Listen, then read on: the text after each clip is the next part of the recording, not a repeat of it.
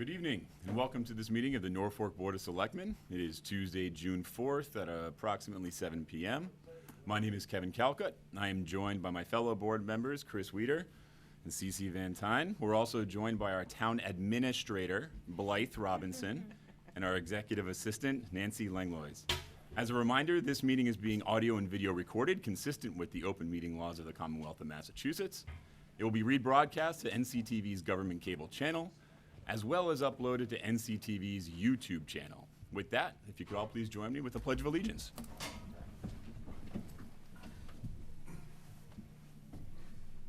I pledge allegiance to the flag of the United States of America and to the republic for which it stands, one nation, under God, indivisible, with liberty and justice for all.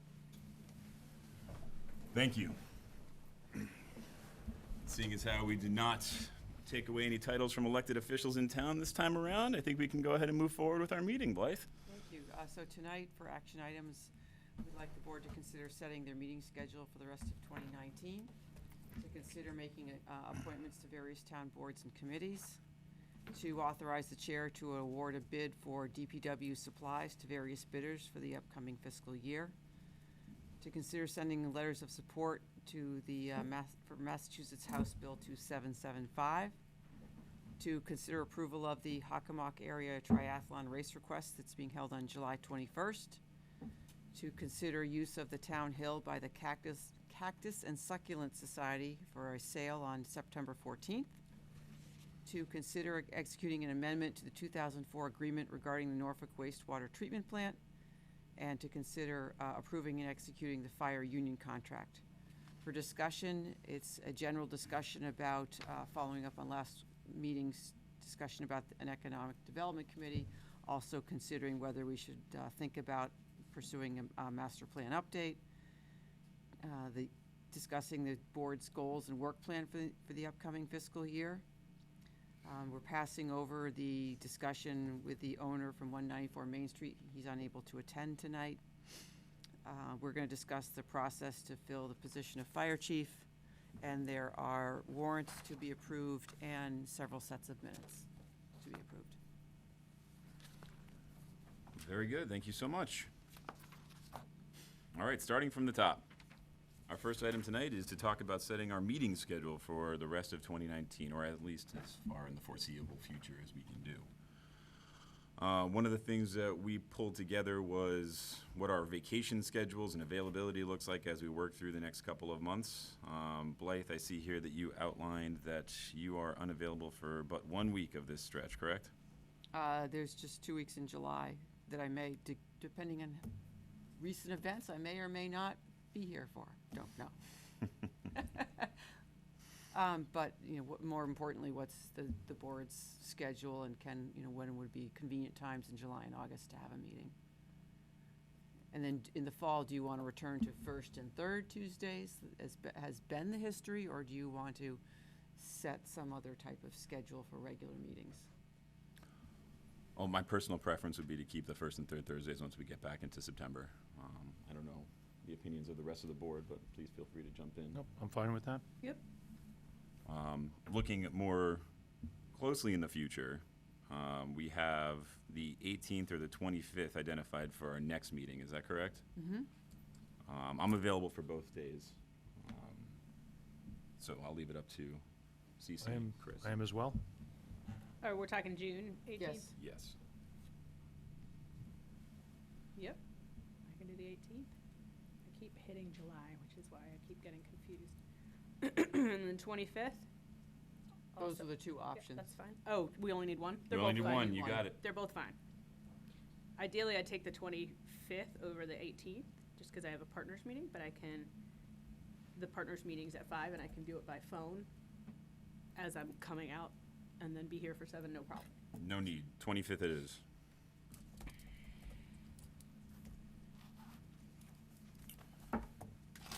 All right, so looking at July, the holiday week, I am out. I imagine most others are as well.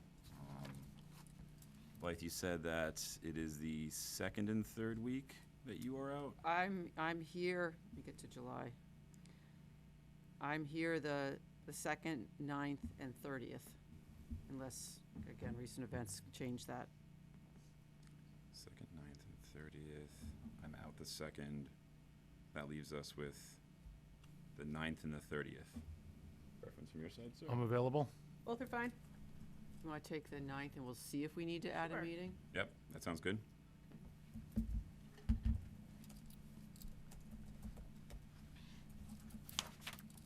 And then looking at August, I am out the first full week, the 5th through the 9th, so I'm not here for the 6th. So we're left with the 13th, 20th, and 27th. Available all three. 13th, fine. The other two are Town takes no rest. fine. Those are all fine. For the sake of keeping with some semblance of a 1st and 3rd, do you want to do the 20th of August? Sure. Great. And then September transitions to 1st and 3rd. Yep. We'll do September 3rd and September 17th. It's my birthday, just for planning purposes. Which day? September 3rd.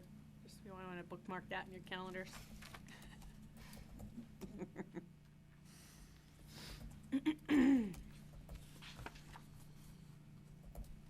Very good.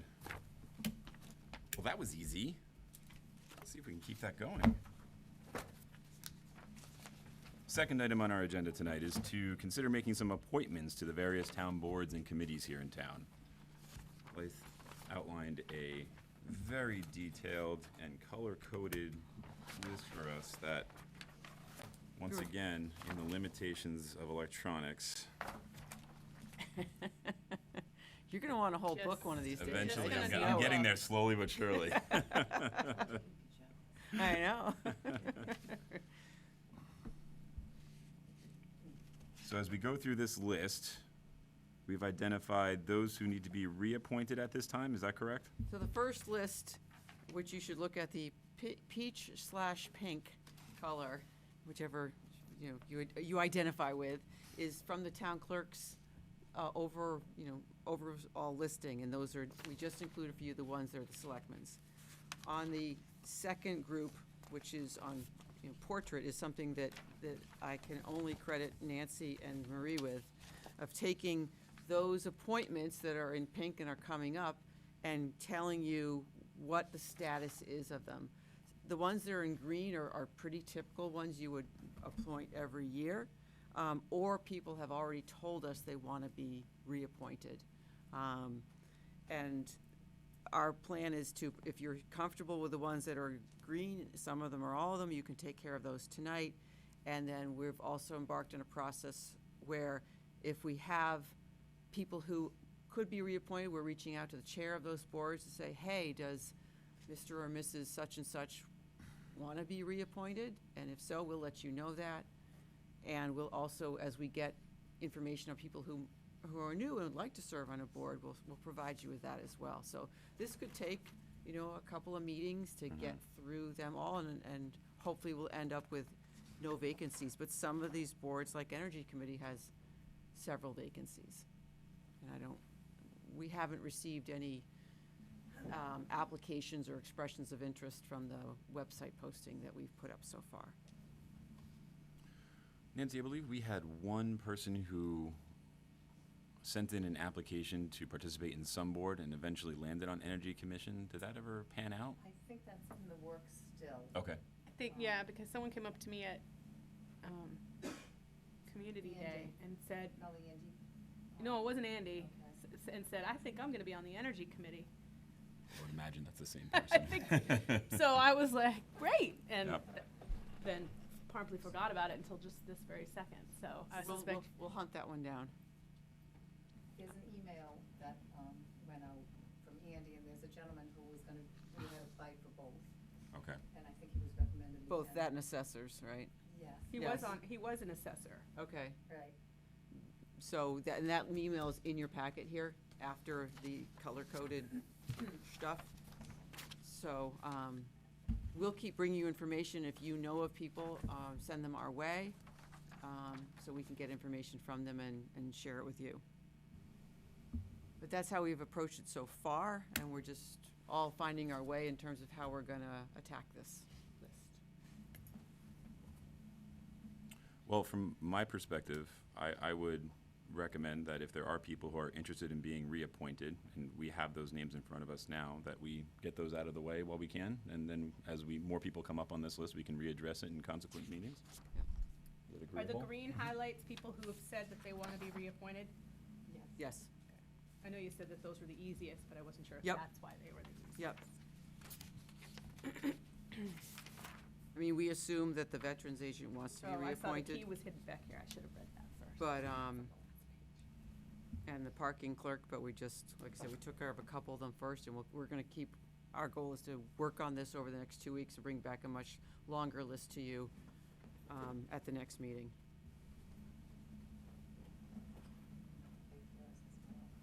And we actually should, add mine for my appointment as town administrator. You should both appoint me, and the contract got taken care of when I was hired. That should get solved at some point. And I would point out that the Housing Trust had reached out to me and asked me if I want to serve. And I'd say to you, I'm happy to serve if that's what you want. If you want to appoint other people, that's okay too. I can go either way on that. I just wanted you to know that. Where is, That is on the second page of the BOS appointments at the top, municipal forward. okay. So Mr. Mark Hendy wants to there's be reappointed, reappointed. and they're asking if I would serve as well, which you could do if you want, but that would still leave 2 more vacancies. So that was gonna be my question, understanding that we typically suffer from a dearth of volunteers. And this is an organization that needs a bunch of them. I'm Yes. not entirely sure that I could think of a reason to not have you. And I could step down if a volunteer If all comes of a along sudden and there you was want to switch that 4 out. people who wanted onto Yeah. the housing trust. Yep, no, I think they're doing terrific work, Right. and I'm happy to help it, but I also can do other things if you want to do that. I think that makes sense from my perspective. So that being the case, does somebody want to take a stab at making a motion to appoint the various individuals highlighted in green and baby blue? And baby blue, that's right. I was like, what? Oh, yep. I'll take a stab. Go for it. So I'd like to make a motion to reappoint Mary Sharkey as a member of the Board of Registrars. You can list them all if you want to at one Oh, time, or you can say great. everyone highlighted in green. Also, for Fred LaBerge, as a member of the Conservation Commission. Also for Karen Edwards and Linda Hennessy, Council on Aging membership. I'd like to further move that Scott Bragdon continue as a member of the Insurance Advisory Committee, that Mark Henney continue as the member of the Municipal Affordable Housing Trust, together with Blythe Robinson on the Municipal Affordable Housing Trust, and that Anthony Turi serve as Records Access Officer. Second the motion? Second, further discussion? Hearing none. All those in favor say aye. Aye. Aye. Aye. Unanimous. Do they need to vote on the schedule, the meeting schedule? I don't think so. No. Double checking. Nancy, one note is Robert Luciano, the associate member for the Zoning Board of Appeals.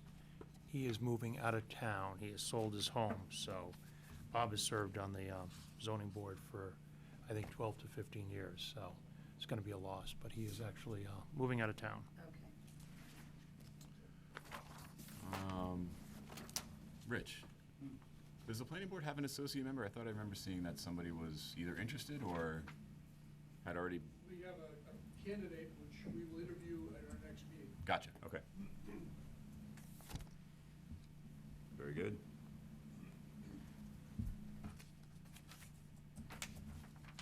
All right. On to our next item. Please consider authorizing the chair to award a bid for the CERC DPW supplies to various bidders for fiscal year 2020.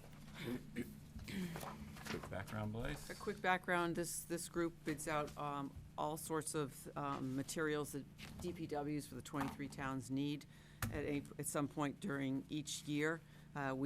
These are estimated quantities from our DPW of what they might buy. We're not bound to exactly those, but these are the prices that have been received, low bidders, and DPW would ask that you approve it so that as they need loam or recycled asphalt, they have a contract in place to be able to just buy that next year. And the great thing is, we're not doing all this work ourselves to get these bids. It's being done on our behalf. We just sit on the board and help support the effort, so. Makes very good sense to me. Discussion? Nope, all set. Good. Well, in that case, I would move that the board vote to award a contract for DPW supplies for full year 2020 as recommended by the CERG Purchase Group and authorize the chair to execute the award documents. Do I hear a second? Second. Further discussion? Hearing none.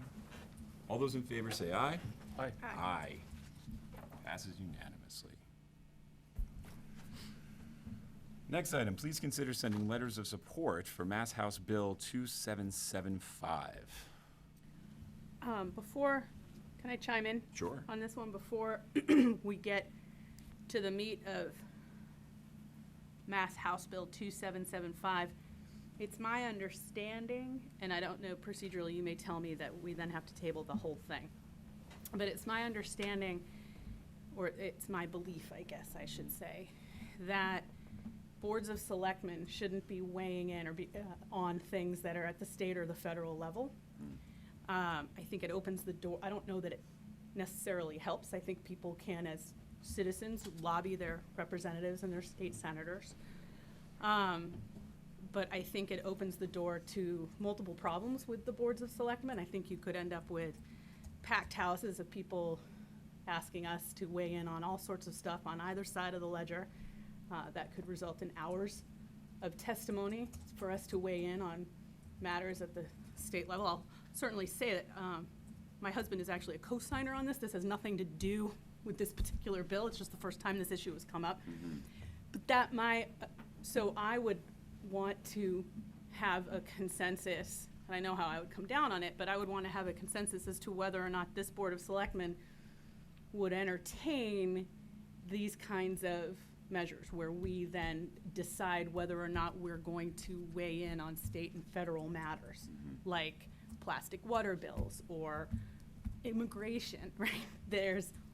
I see it, when I'm reading other municipalities and the things they're dealing with at town meetings and in boards of selectmen meetings. So I'm wondering, because my objection is not part of the agenda, do we table, and first, before we hear Mr. Rosenberg, who I apologize is here, but is here, fairly frequently, so I think we can probably find something in his schedule as well as ours, where we first determine whether or not we as a board are going to entertain and weigh in on matters outside of the town of Norfolk. And then if we decide we are, then hear about House Bill 2775 and whatever else. Does that make sense? Can make sense to me as well. Chris? Okay. We want to weigh in on it, right? I mean, I guess my concern is we just authorized you to send a letter to the state with regard to prison mitigation funds. Well, And all we're doing is we're sending a letter. I think that all this is asking us to do is also send a letter.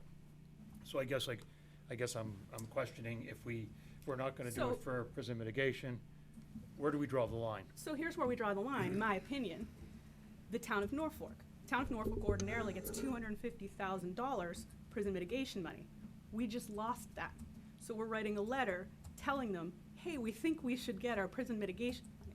That's not, hey, I think that plastic straws are destroying our oceans and the town of Norfolk should weigh in on it. Or I think that any other random thing that impacts people on a federal level should be weighed in. All I'm saying is we should decide as a board whether or not things that don't directly impact the town of Norfolk, which I would argue that prison mitigation money, of which we just lost $250,000, does impact the town. Do we allow it for everything? And if we do, fine. But I think we should discuss that.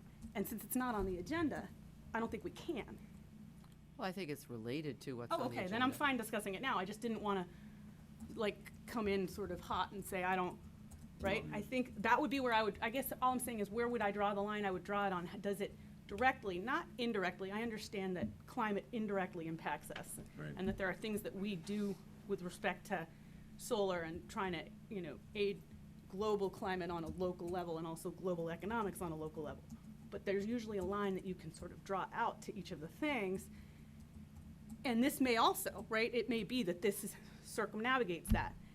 But it made me think, right? I saw it and I thought, oh, are we going to allow everybody, and maybe we do, to come in and say, hey, there's an issue regarding climate or I don't know, immigration that does not directly impact Norfolk, other than the citizens of Norfolk are also citizens of the world, and we want you to weigh in on it. Are we going to do that for every single thing? That was all. Just I think you could choose to take no action on this item tonight, if that's more comfortable than taking a vote don't want to take any action on any in the future. Or you could decide you do want to, and you're going to go ahead and make a decision about supporting this or not tonight. I think you could handle it either way. It's whatever you're comfortable with. I mean, I just was throwing it Well, out there. From my perspective, this isn't something fairly new. I remember last year we actually had something like this come up in relation to cable network funding as it related to NCTV support. And I think the board supported continued support through cable networks for stations like NCTV to be able to keep operating. Slightly different than this, I get it, that there's actually legislation that's out there that we would be either supporting, not supporting, or taking no action on. But it is along the same lines. The board did agree to support something as a whole.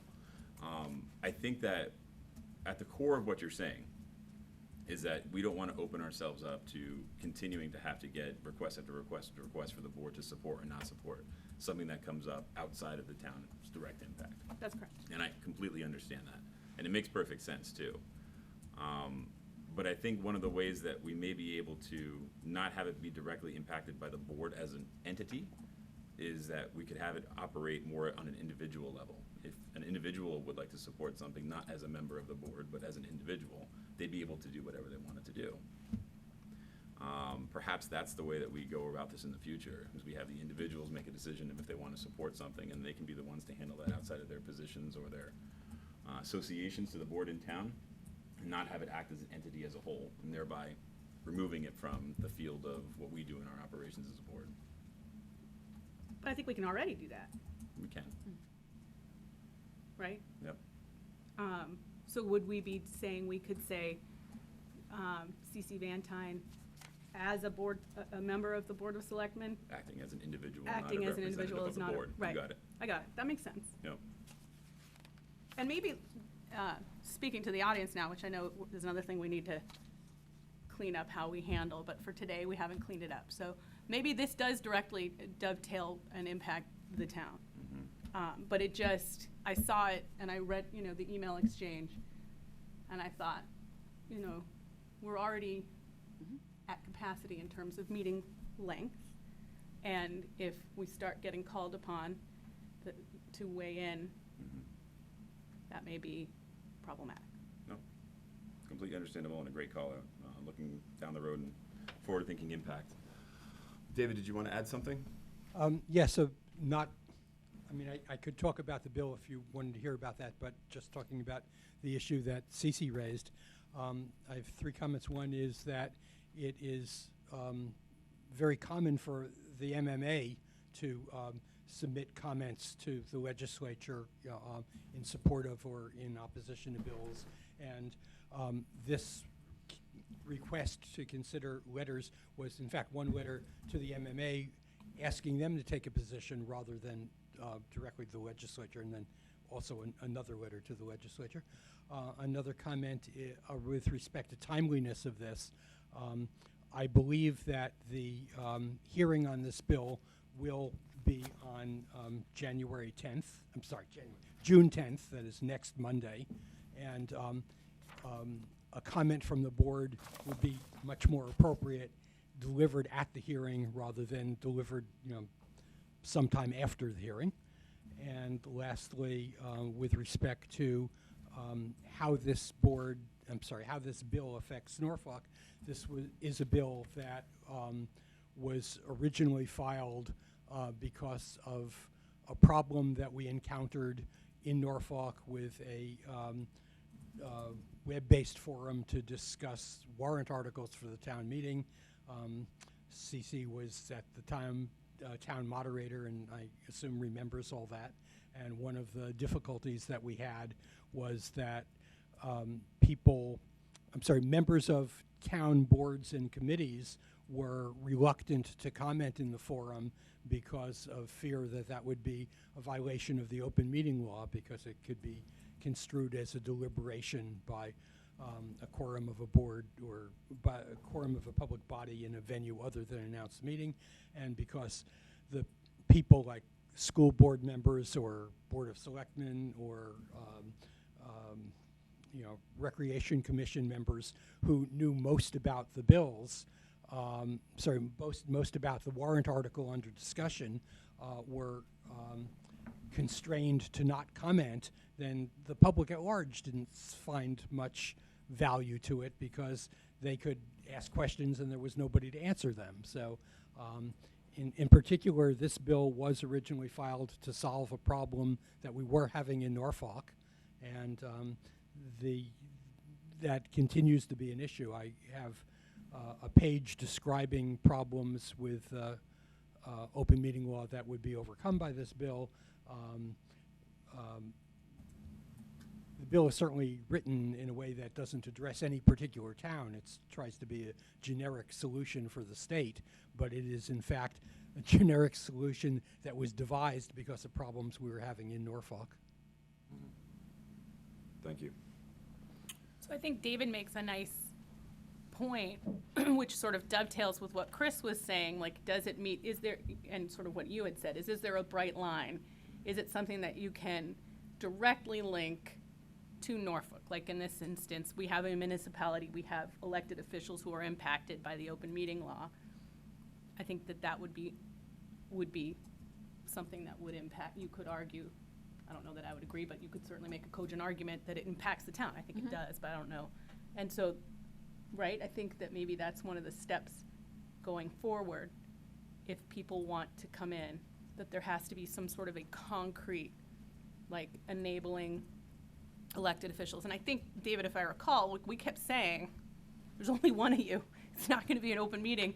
And I don't know if they were, candidly, I don't know if they were citing open meeting because they just didn't feel like coming out and hanging with us. But whatever, they cited open meeting. And so I think it does impact us. I think then it sort of meets a bright line. But I think that we should consider, having a bright line so that it is things like mixed, there's a bill coming up that deals with mixed use in a residential area, or, agricultural use or forestry, like things that maybe not specific to Norfolk but would impact. I think that would be fine versus, we want the town of Norfolk to weigh in on tariffs to Mexico, which I know sounds silly, but I've read some of the stuff that people are asking their boards to weigh in on. I'm like, oh my God, you'll be there till 1 o'clock in the morning. No, that makes sense. Yeah. And it's fine to be here till 1 o'clock in the morning if what you're dealing with is things like senior housing or, new fire stations or whatever. But if it's figuring out whether or not there's going to be tariffs on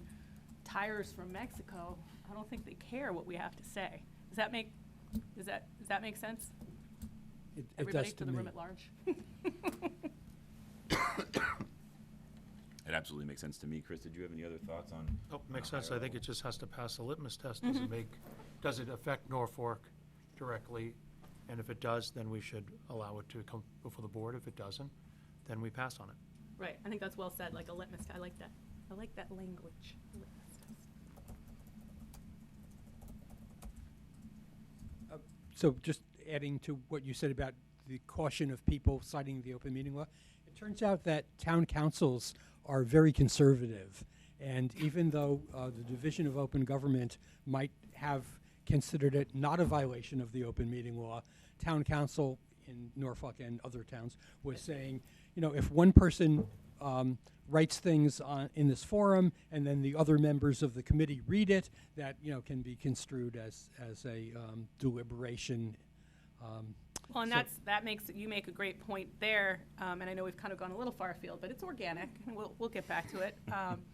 because I see it on things like the community page, where one person will opine upon something that they think is important, and a member, an elected official, and a member of a board that has a, could easily reach quorum, comments, and then another member of said board chimes in, and then a member of the townsfolk who don't like what it is that's being chimed in are on the phone with whomever, talking about open meeting violations, rightly or wrongly. So then people aren't weighing in on town boards where people get a lot of their information. And I'll like things, I'm like, oh, someone's got Hosta. That's great, I love Hosta. But I'm not saying anything political because I don't want someone else to then check the like and be like, oh my God, there was a quorum. So that's another, anyway.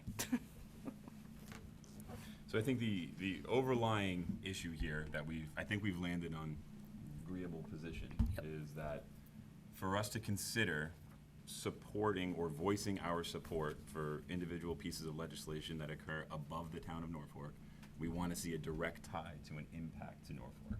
We don't want to start weighing in on things that don't have a direct impact on the town or our functions as a municipality. Very good. That being said, now we can move on to the task at hand. Are we in support of Mass House Bill 2775 now that we've established that there is a direct tie to Norfolk? David, would you like to go through your presentation? I don't have a presentation, but I'll talk about it. Would you like me to? Please do.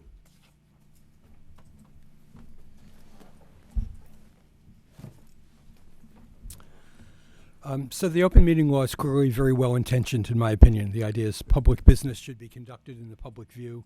I am in favor of transparency. I definitely support that.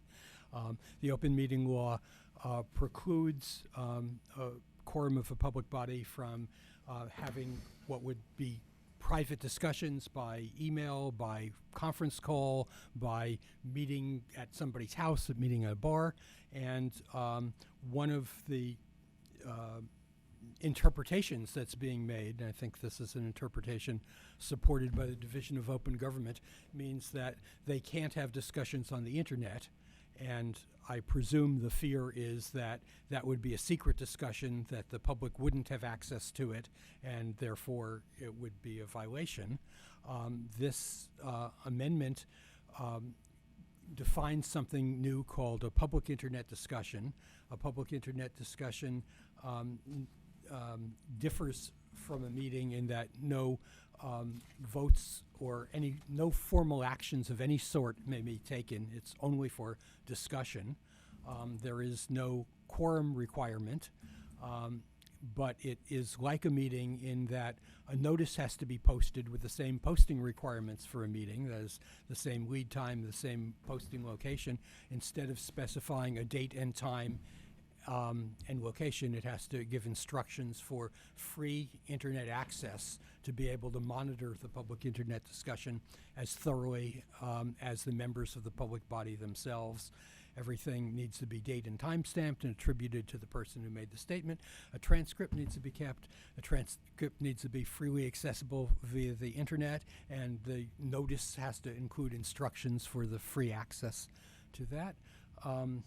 The problems that this bill tries to solve, there are basically 5 problems. The first was the initial one, that is that when we tried to have a web-based forum for discussing warrant articles prior to the town meeting, we were unable to involve enough people because, well, for several reasons, but one of the reasons was that we couldn't get participation from public bodies in Norfolk because of advice of town council that this was a potential open meeting law violation. Another problem is that meetings can be difficult to attend for a number of reasons. People might have childcare, people might be at work in one city and not be able to get to Norfolk. People might be in school themselves. People, it might be winter in Massachusetts and the roads are icy and slippery and dark. People might be elderly and not have a vehicle and not want to go out and drive at night. They might not want to walk on icy sidewalks. They might have disabilities that prohibit them from being able to attend a meeting. They might be out of the country on business. And this would allow people to monitor the public internet discussion from wherever they are, whenever they want, using any internet-connected device of their choice. All they would need is an internet connection and some connected device. Another problem is that members of public bodies may only deliberate with each other during noticed meetings. So when I was chair of the Town Meeting Technology Committee, we met for 2 hours once a month. 2 hours is a bit under 1.5% of the working hours in a month. We made extremely slow progress. I would guess we made progress at perhaps 1.5% the rate a committee could if it was allowed to talk to each other. The things that would happen is there would be a meeting. People would be as conscientious as they could at the meeting, ask whatever questions, make whatever suggestions, but the meeting would be over.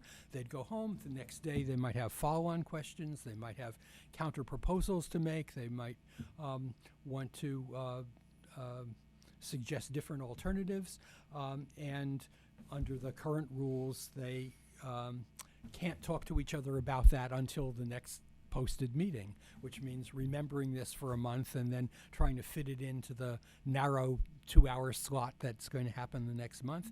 In the case of the Town Meeting Technology Committee, and I think this is probably true for members of basically everybody in Norfolk, they have internet access and they use email. And so people were using email every day, but they couldn't email each other about committee business.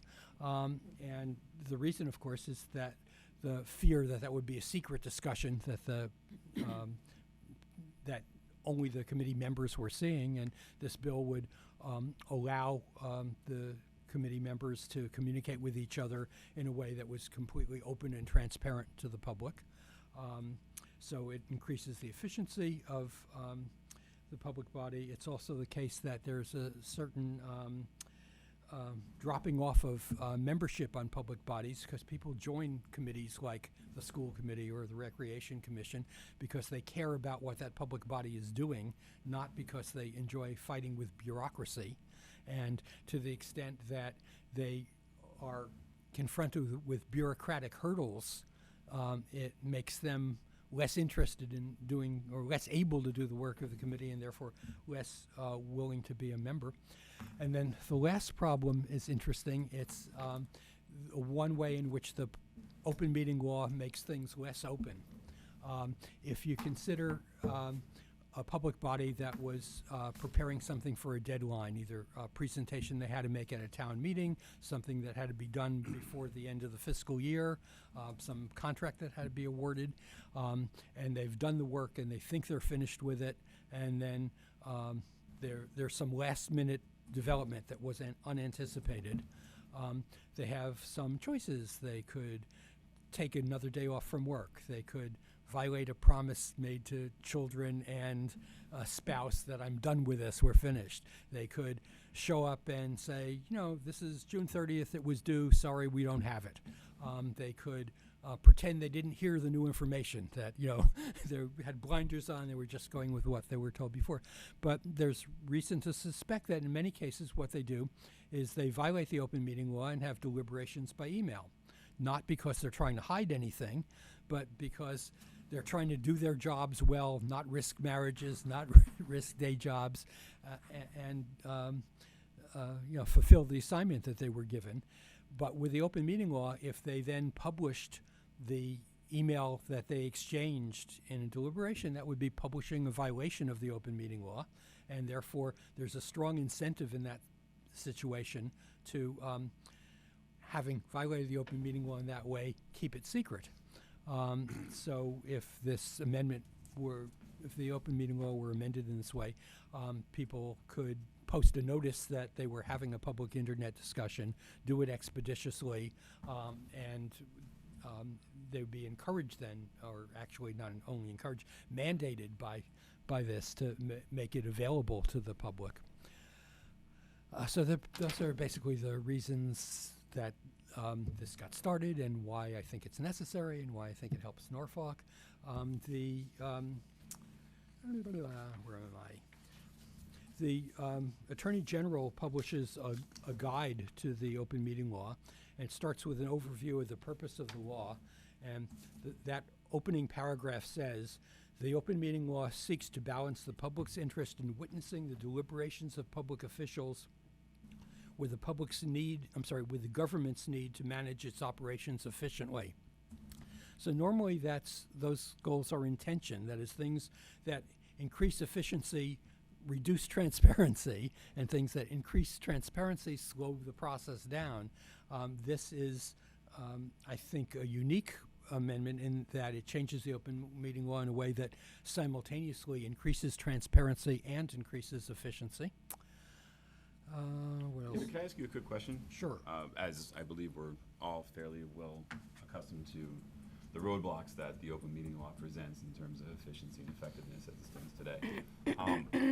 Can you give me a real-life example of how you see this actually being applied? What forum, what program, what medium, how you see this actually working? Yes, I'm happy to do that. I'll point out that what I'm about to describe, I'm going to describe 3 ways it could be done, and the bill doesn't talk about what technology should be used, and that is because I have learned that technology changes a lot faster than law does, and it would be impractical to try to keep changing law to keep up with technology.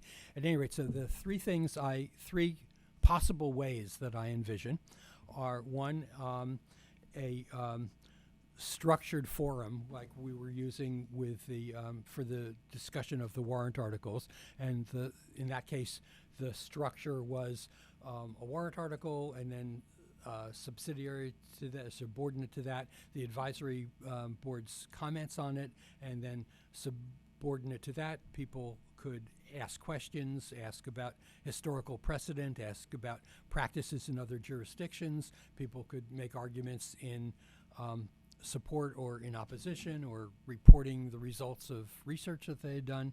So basically a web-based forum structured by subject. Another choice is basically a listserv, that is email such that everybody in the notice would tell people how to subscribe to this. So everybody would receive the emails at the same time that the members of the board or committee receive them. Then they would be archived and could be retrieved after the fact. But it would be exchanged by email. And the last thing would be a blog that the board keeps, and the blog, typically blogs are ordered chronologically rather than structured by content. So those are the 3 things that I can think of, though there may well be other options. And I'd also point out that another advantage of this is, say that some board has been meeting for 3 months and you never heard of it. Well, you heard of it. Other people didn't hear of it. And they suddenly decide, oh, that's interesting. I'd like to know what they've done. Since a requirement is that a transcript be kept, at any time that somebody decides they're interested, they can go back and see everything that happened. I envision this, again, this isn't in the amendment either, but I envision this being in operation 24 hours a day, 7 days a week, by some extended length of time. And that's why I said people could access it whenever they wanted, from wherever they wanted, using any internet-connected device they wanted, because it would be up basically all the time. Do you want anything more specific than that? No, I think that covered everything. Thank you very much for being so detailed and thorough in your response. You have any thoughts, Cece? No, I mean, like I said, I was using him as an example. Excuse me. But I am familiar with this particular House bill, because as he put out, it was Dan Winslow. I didn't realize that it was Dan. I knew it went back a ways. And I knew that we had that trouble with because I actually was sort of an ad hoc member of that committee. I was one of the people who showed up for the 2 hours, the 1.5% of working hours. Not that I had much to add, because it was a bunch of really bright computer minds and me. So they would be talking about code, and I would be like, let me know when we get to something I can weigh in on. But I think it's great.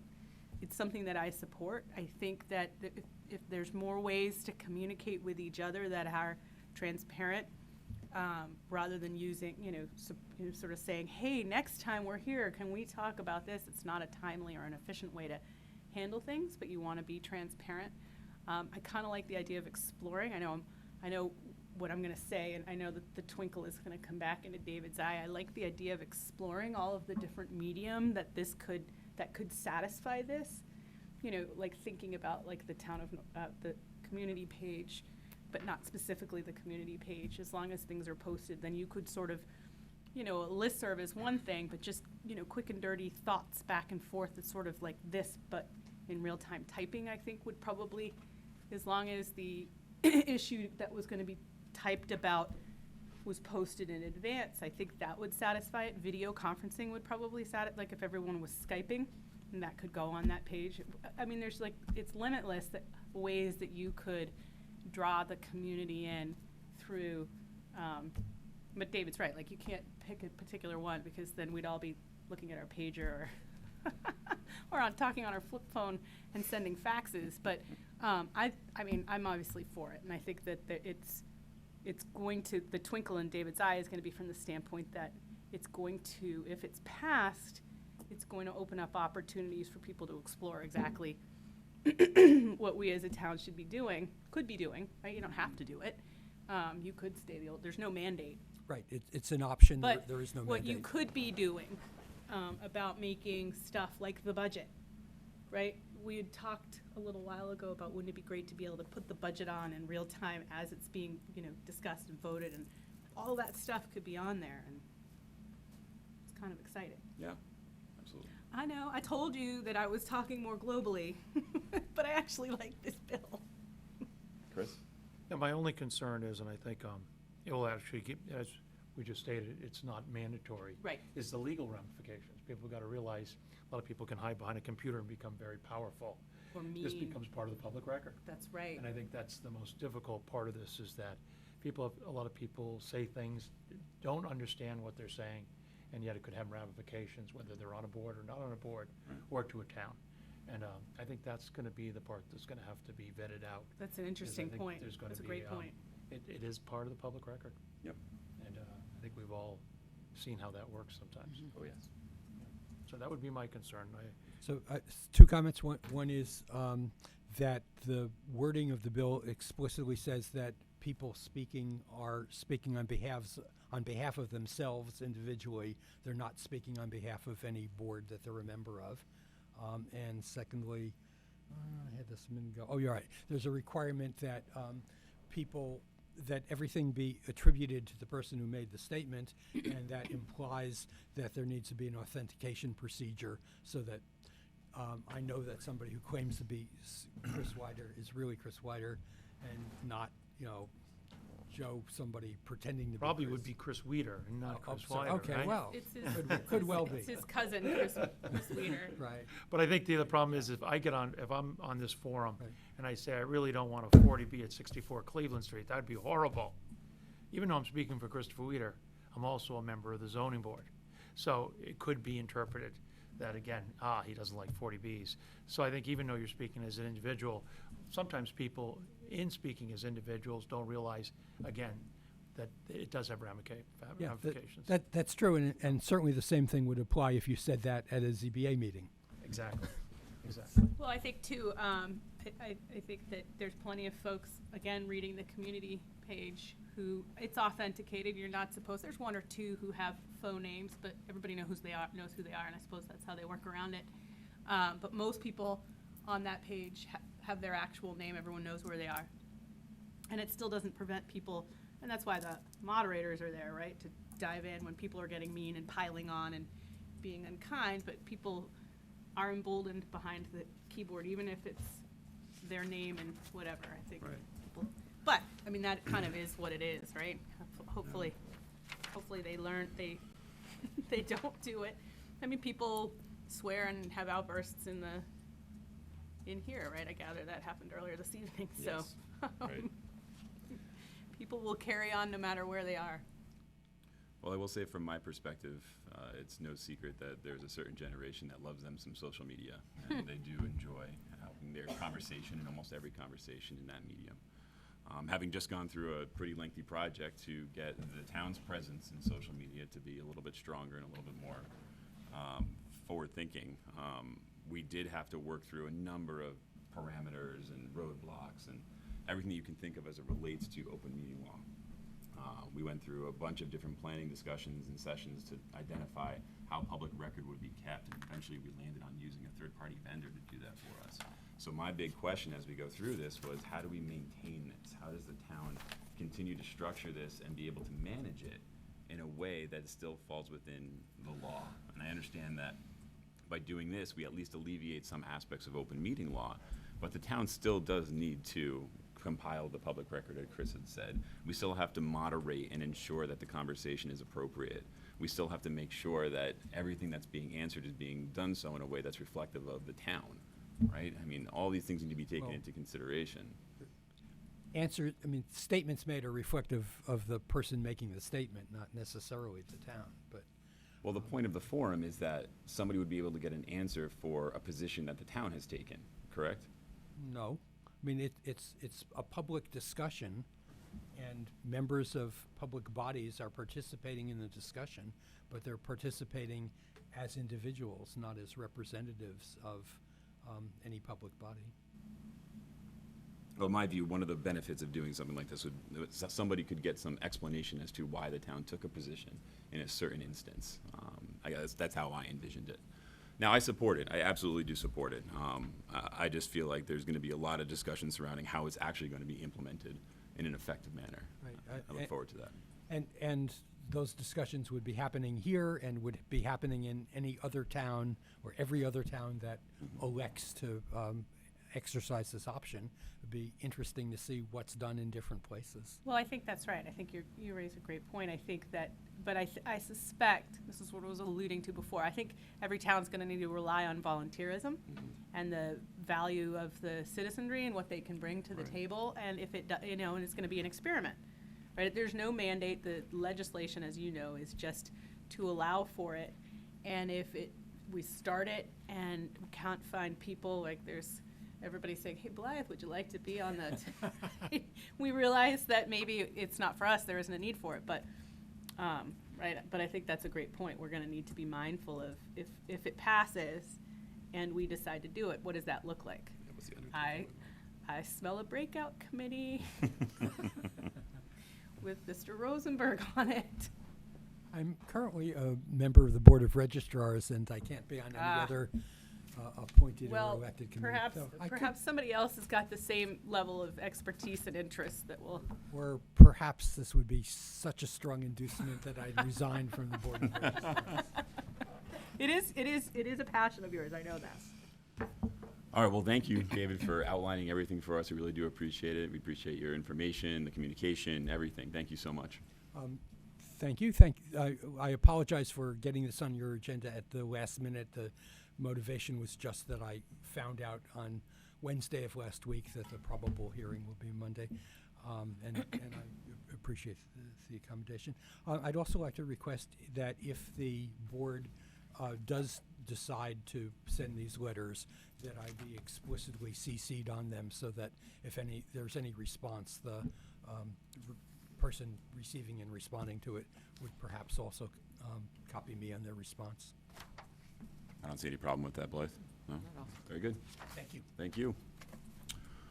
With that being said, I would move that we vote to support Massachusetts House Bill 2775 and authorize the chair to send letters to the Mass Municipal Association and our legislative body in support of the bill. Second, the motion? Any further discussion? Hearing none. All those in favor say aye. Aye. Aye. Aye. Passes unanimously. Thank you. Next, please consider the approval of the Hockomock Area Triathlon race request for July 21st, 2019. Blythe, anything as an outlier here? Or pretty? Nope, we've run it by the police department, as we always do, and they've, chief's indicated back, he doesn't even necessarily have to have a detail officer working, they just keep an eye on it. The race course is outlined in your packet, and I guess this has gone on for a couple of years with no issues, so I'd say we recommend approval. Very good. No questions? In that case, I move that the board vote to authorize the Hockomock Area YMCA to hold its annual triathlon on July 21st, 2019, for which a portion of the event occurs on Norfolk streets. Do I hear a Second.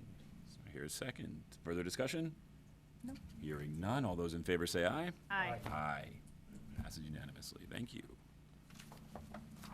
Next, please consider the use of Town Hill by the Cactus and Succulent Society on September 14th, 2019. I really got every syllable of that word, huh? This is one of my favorites. So they want to have a sale. They've had it at least last year and perhaps before. Nancy especially dove into this issue because as we're both new in the office, we're trying to get our feet under us about who's renting Town Hill, when, what the rules are. So we're also using this as a way to educate all of you about that. They will be there the same weekend as the farmers market, which starts next weekend. This weekend coming up. And actually, both will be thrilled to be there together because more vendors Right. mean more people. And so we would recommend that you approve this. But I would also just point out that we dug up, or Nancy, I shouldn't say Nancy dug up the Town Hill policy on this for your information. And we realized that maybe in the last recent memory, we haven't necessarily been following this, so we're gonna start doing that and let you know how it goes. These are pretty typical rules for a town-type space, so I think that they're fine. But if we run into any hiccups or you read it and you're concerned about it, we could take that up another time. So just wanted you to know about that. What haven't they been doing? Collecting the Security $100, deposit? you know, in case DPW goes by on a Monday morning and says, oh my Trash, goodness, right. we've got to send 2 guys up there for, you know, an hour or 2 to clean everything up and deal with some divots in the lawn, you know, that's really what we do it for. And we're not interested in charging people for it. We just want to make sure that if the town has to commit some resources to it, that people feel a little more engaged to make sure that they leave it as they found it. So, I think that's what that's about. Very good. Thank you. Very good. Questions, comments? Nope. All right, in that case, we move that the board authorize the use of Town Hill by the Cactus and Succulent Society for a plant sale on September 14th, 2019. Here a second? Second motion? Here a second. Further discussion? Nope. Hearing none. All those in favor say aye. Aye. Aye. Passes unanimously. Thank you. Next item, please consider executing an amendment to the 2004 agreement regarding the Norfolk Wastewater Treatment Plant. I can go over this, but I know that both Selectman Weider and Rich McCarthy have more detail than I. Basically, it's because this entity has taken over what was, you know, for one of the entities, it was the original signer of this agreement. And as part of the closing out of this project, we needed to get all of this in order. So that's really the genesis of this. But I will defer to others who've been deeper in the weeds than I have about any background you need. Recall, Chris. If you'd like Rich to come Rich, forward. do you want to come before us? Yeah, let Rich. Sure. Town planner. Figure you're here anyways, right? That's right. Good evening, Richard McCarthy, Town Planner. The Marine Corporation, or Marine Development, the 20 condominiums up on the hill of the Meeting House, had developed the 20 condominiums on the right-hand side going up, and there was 4 parties to the wastewater treatment plant that have sewer capacity. One of them was that particular parcel. Originally came from Borelli, who developed it. Marini bought it subsequent to that. The last condo in there was sold, and now it's going to transfer over to the association, and so we wanted to have the agreement in place. He's the trustee for the association right now and the manager of record right now. He will then be having all the homeowners get together and they'll have new trustees that'll operate it. He perhaps might be the manager of record going forward, but we want them to know as new residents of the condominiums that they will be paying for the sewer charges. So we asked through town council to have something in place that succession happens. And this is the total cost of this plant, because it's an enterprise fund, if I'm not mistaken, correct? Correct. It's So an the enterprise fund, so therefore the cost is borne by the 5 parties that are involved with it. So I think it's the Stop and Shop people, it's Silla's, it's Walgreens, it's Meeting Yes. House, and it's the Marini property.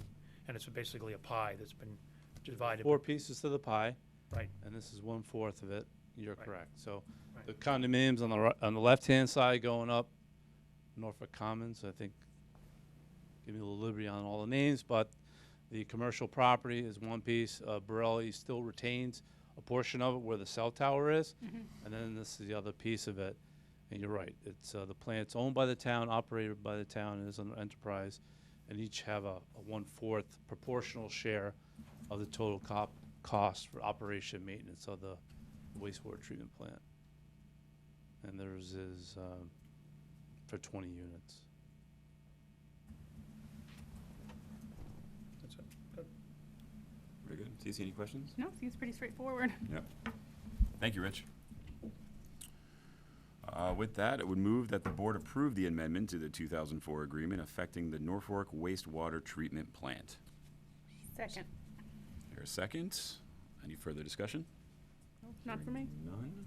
All those in favor say aye. Aye. Aye. Passes unanimously. Thank you. Next item we have tonight is to please consider approving and executing the fire union contract. Thank you. So at the meeting 2 weeks ago, the board went to executive session to review this contract and give staff some direction as to what you'd like to see in the final agreement or not see in the final agreement. That was done. Both Scott Bragdon, who unfortunately had to be out of state for a family funeral today, otherwise he'd be here, and myself and Todd Lindmark met with the union. Later that week, we discussed with them the issue that the board had a concern about and why, and the union agreed to make the adjustment that we asked for. And so we bring this back to you in open session to ask that since that adjustment was made to the section on promotions, that the board consider approval of the document. What page is that? Can you Page give the 11. article on Page 11. Yeah.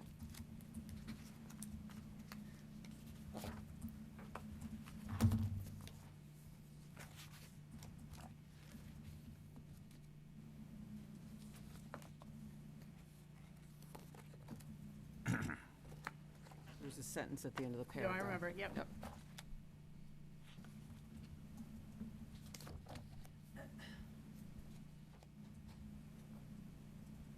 Can I ask a question?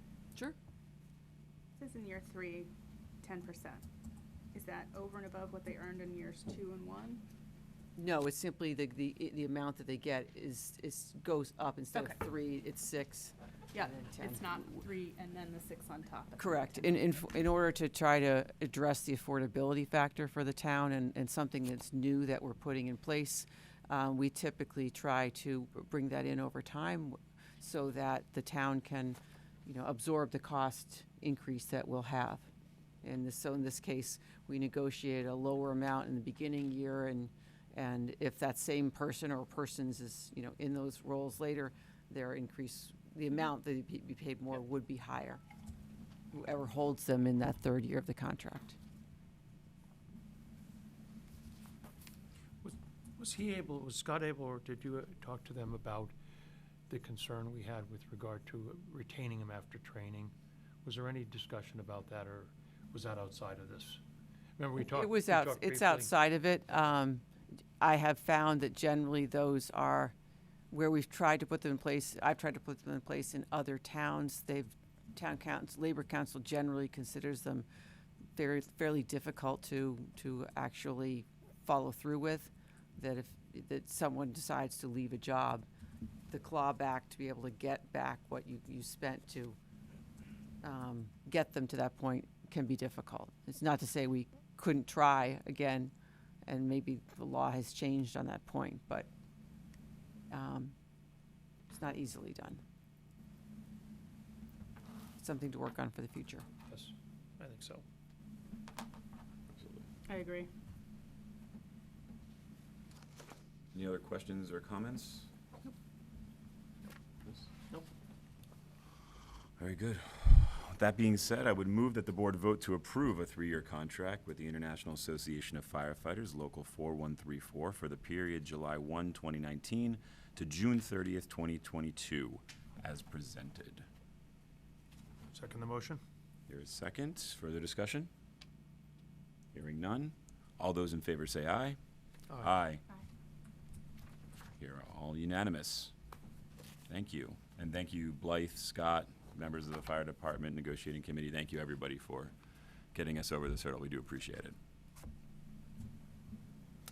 Next item is to please discuss an update to the town's master plan. Just a small item that we'll just breeze through quickly, right? It's pretty short. I think this came up from our last meeting, Blythe, where we were talking about the implementation or the reconstitution of an economic development committee, the benefits of doing so. One of the concerns that was raised was the need for an update to the master plan for somebody to work as a basis off of to be able to effectively operate as a committee, or at least the concern of such. So, Rich, if you wouldn't mind coming up or sitting right there, whatever you prefer, and take us through where we are right now from your perspective. Sure. So we do have Walter Byron in the back from the planning board. And then we also had Chad Peck, who's a brand new member to the planning board as well, in the audience. So you might want to chime in as well. But so we have the last update was the 2007 master plan update, which was essentially done with a working committee for which Walter was a part of. So it dates back about 12 years. And there are, as anything, there are pieces to that plan that we're working on now, and some are a little bit dated, and some are still pretty fresh, actually, because they haven't advanced as far as probably, in some cases, we would hope to do along those lines. There are some planning efforts that have taken place more recently. So, for example, before I got here, I know the town went through a whole update to the open space and recreation plan. I know that the Affordable Housing Trust and Sue Jacobson completed the housing production plan that was done in October of 2017. That's a 5-year plan that was done. There was work that was done with the planning board and MAPC with a townwide economic strategy that was also done.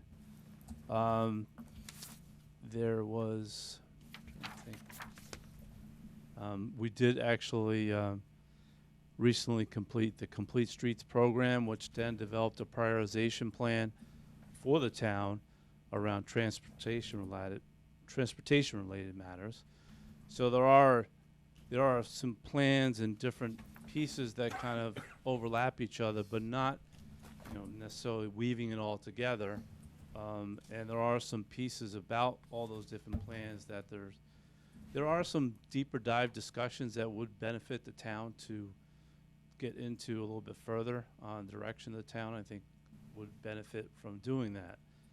Having said that, we're also in a B1 study committee right now, which is looking at the zoning related to town center, but as well as regulations and regulations as far as different boards as it relates to taking those prior plans that I mentioned to you, as well as the 2007 master plan, and kind of marrying them up and see if where we are we able to achieve some of the goals and objectives from that plan, and in the framework in relation to the regulatory places we have right now with the different boards and committees.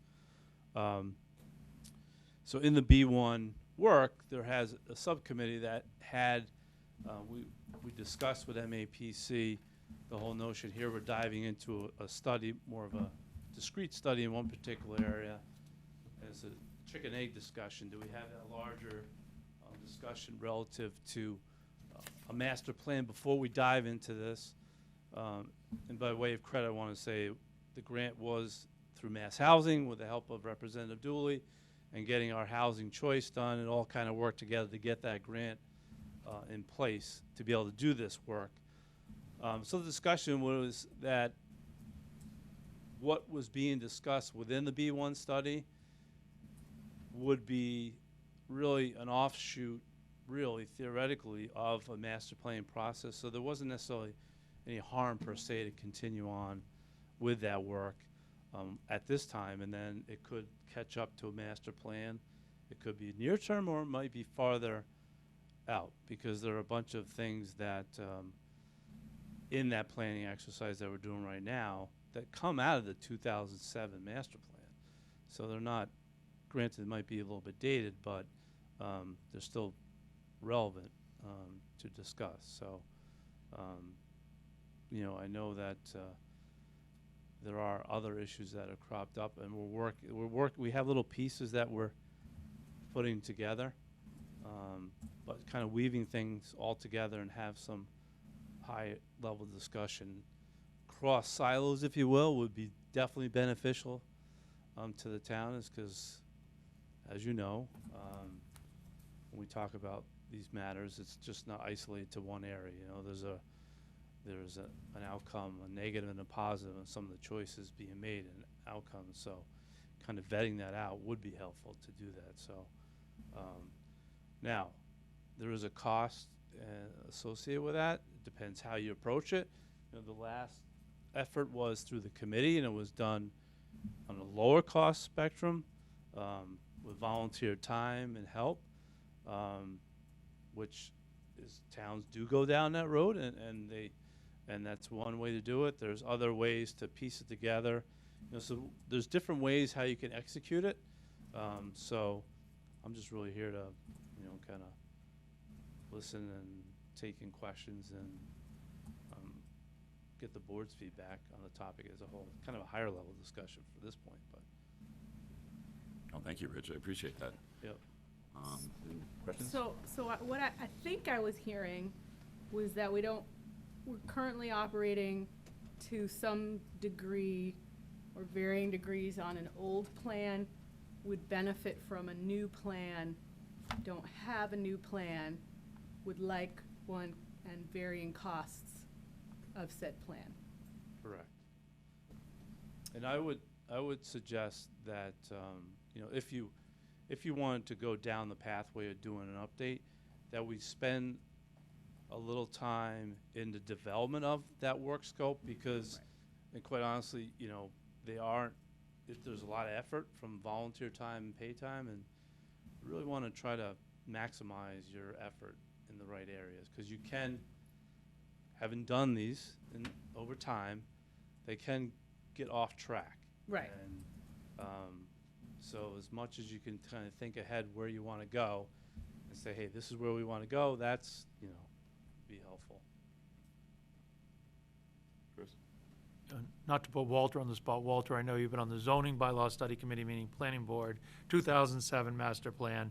What are your thoughts on a more of a professional approach? I know you've done all this volunteering, so you have a pretty good handle on it. So I think it's important to hear from you. First of all, hi, I'm Walter Byron, 80 Fruit Street, longtime resident. First of all, a group of volunteers can very effectively put together an updated master plan. They're not starting from scratch. Right. The plan exists. Right. In fact, it's in its second generation already. Right. Granted, it's 12 years old, but the elements of it are there, and there might be an element or two that needs to be added to it, things that have occurred in the intervening time that weren't apparent back then, but now are very apparent. We ought to add that to the, at any rate. So a volunteer approach is effective and it works. It doesn't mean that there aren't other approaches that could be executed to pull it off, but whatever you do, I think Rich is right. We need to spell out what the objective is, and preferably set a timetable. Say, let's say, just for discussion purposes, 12 months. Yep. We want this done in 12 months, and we're going to choose path B, whatever path B might be.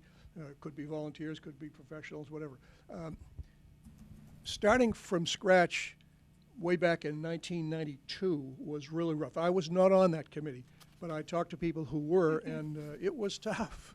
The 2007 effort took about a year of volunteer effort, and even though it was an update, it was an extensive piece of work. In fact, it was led by a fellow named Bob Nicodemus. Some of you know Bob. And he did yeoman's work in that effort. So I think it ought to be done. It's overdue to be updated. Should be no more than 10 years, I would say. And Yeah. here we are at 12, soon to be 13 by the time it gets done, again. So that's my 2 cents worth. Questions, I'd be glad to answer, but. I just want to, before, if you don't mind, sorry to interject, but I think, just to clarify, it still would be volunteers and committees, so I think just a point of clarification, it was the work, the labor and piece of it, and the putting this together was also all volunteer-driven, as opposed to whether you pay somebody or not, there will be volunteers as part of the process. I just want to be clear that, we're not saying that a bunch of professionals are coming in doing a plan and there's no, resident involvement.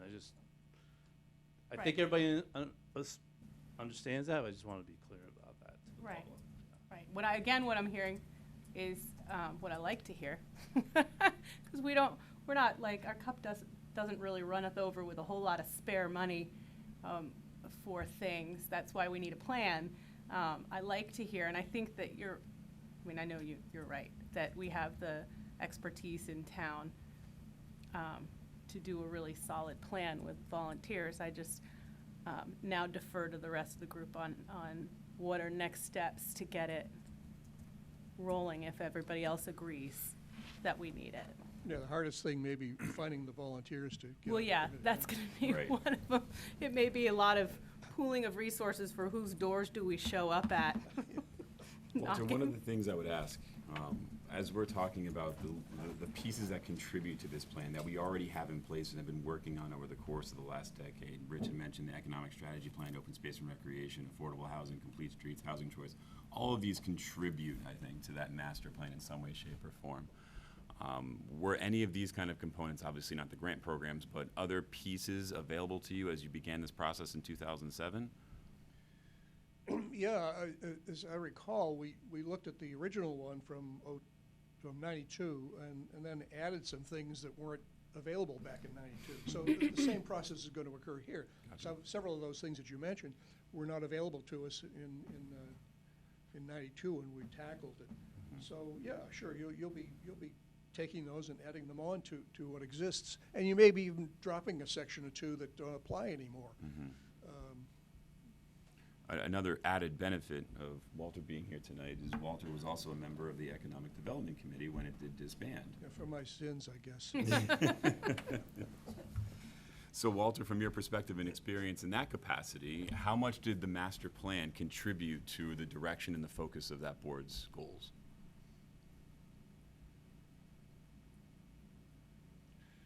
Well, the Economic Development Committee focused largely on the B1 area, largely, in an attempt to juice it and get it moving, and we weren't all that successful, but that's what we were doing. So that was an element of the master plan. What did the town wish to accomplish for the B1 business district? And those objectives were spelled out in the master plan, and so the Economic Development Committee was charged with seeing what you can do to make those things real. So just that. So you would say that the master plan essentially gave you the framework to work within, and then you were to take that in charge with executing that in some way, shape, or form. That was what we were charged with, yeah. And we had limited success, but we did have some successes, yes. Awesome, thank you. Sir? Ernie Alex, 40 North Street. I spent my life in heavy construction. I did 3 terms with the building committee here in town. We built this. Hold the microphone to your mouth. I think it's on. It's on? You're all set? I got a big voice anyway. We're talking, as Cece said, we're always spending money. We gotta look into a way of making money. The big problem with anything we do in this town is septic systems. That's the biggest cost for doing anything. Paul Borelli brought us into the 20th century when he did this sewage treatment plant on the top of this hill. Now, down by Town Pond, I've been pushing this for years, since back in mid-90s, when Paul brought that unit in. Now, by Town Pond, we have enough area down there that we can put in our own septic system, which has to be looked at by the engineers to see what all these new rulings and all this stuff. We could put in septic system down there. We have people we have to hire anyway, engineers, to maintain the ones that we had to take over here in town. I don't know how many of them we have now that are similar to Paul Borelli's on the top of the hill. We get a septic system over there. The first thing was, we can't get by the railroad tracks. Well, there is a tunnel under the railroad tracks, and it comes out on the road that is behind Dunkin' Donuts. There's no problem getting down there. Down the line, if we ever get the bridge up here and they move the parking lot up there, we got a lot down there of land behind Dunkin' Donuts for development to bring some money into the town. If we put a septic system in, or a water treatment plant, sewage treatment plant, already down next to the old town hall, they could have hooked in and been paying us. We have 3 large buildings going in behind Daly's eventually. We have some more buildings going alongside the tracks. We have buildings going in further down towards Boardman Street. The one towards Boardman Street has 5 septic systems at the last count that I saw. Now, all of this stuff could be run down to something we own, something they're paying us to do something with, instead of putting our money out all the time. Let's get to the crux of the thing. We paid $300+ to put a septic system in at the fire station. Now, if we had ran down the road by Dunkin' Donuts, we could have ran what they call a squeeze system. We'd run a large system to pick up a 4-inch or 6-inch pipe to pick up the stuff behind Dunkin' Donuts, and Dunkin' Donuts probably would be very willing to jump into it. All the buildings in the center of town, they can't do anything, no septic. The squeeze system, which would have been a 2-inch pump system over at the fire station, in the future we're going to have problems. That was a skating ring at one time, Mother Nature's skating ring. That was a pond where we now have the fire station. That septic system is going to fail. And we're going to be talking that $300+ was just thrown into the wind. This would have paid for that whole system to be run through there. So this area down in the back of the Freeman School and down towards that far end, which is down towards where the state has their septic system, should be looked into, see if we can do anything down there.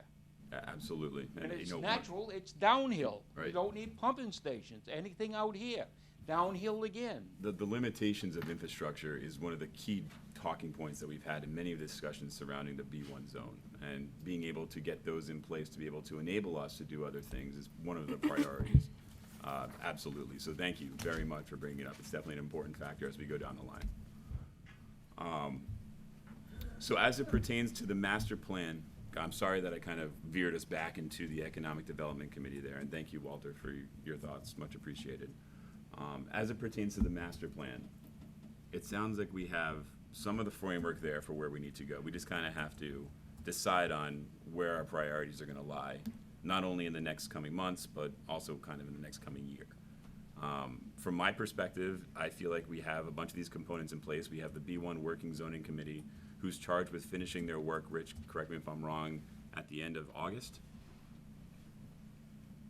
In which case, there would be potentially proposals that are made at Fall Town Meeting for zoning changes? Yes. It sounds like that would be a fantastic point to transition into a potential master plan exploration for an update. But I'd welcome the thoughts of the board. Oh, I agree. Blythe, you had mentioned the last meeting, did you have some experience with updating a master plan in one of your prior Wellesley went through it. They called it a unified plan. They tried to make a hybrid between a master plan update for the town and a strategic plan for the town, which had a very large volunteer contingent, but also a very large consultant cost. So I think one thing I would want to understand is, do you want this to be a completely volunteer effort? Do you want a volunteer effort with some level of consultant support, so you can make sure you're meeting, your benchmarks and what, I think staff needs that direction so we can figure out what we can bring back to you for choices. I think we did it, if I'm not mistaken, in 2007 without hemorrhaging money to consultants. No, Right? I don't We got think. one traffic light. We're not Wellesley, right? Well, we're not. I know that. And so I think, I think Rich and I would want to put our heads together on what level of support could be helpful to the committee without being, excessive for Norfolk. What's that Right, balance? What's in a plan, because I think, is it Alex? Yeah, Ernie Alex. Ernie, okay, just wanted to make sure. I like sort of my overarching concern, I think everybody's overarching concern, the need for a plan update is ways of ameliorating the costs that we're all experiencing in high taxes, and for me, everyone's got their personal issue, right, schools or whatever, mine's the roads. So, but I'm hearing about sewer, and of course, I don't know, but I'm like, ooh, sewer, roads, right? I know that consultants who cost money can bring us that information, but I'm watching Ernie talk, and I'm thinking there are people within the community who can help us with that information as well. Ernie may want to back out of the room slowly before somebody gets his telephone number. Volunteered yourself over there. But for whatever that's worth, I'd like a master plan that sort of doesn't explore, solves, or helps solve, or comes up with a plan for, if we follow this plan, it may solve, right? There's no guarantees. Some of the issues with the high tax rate and the lack of infrastructure.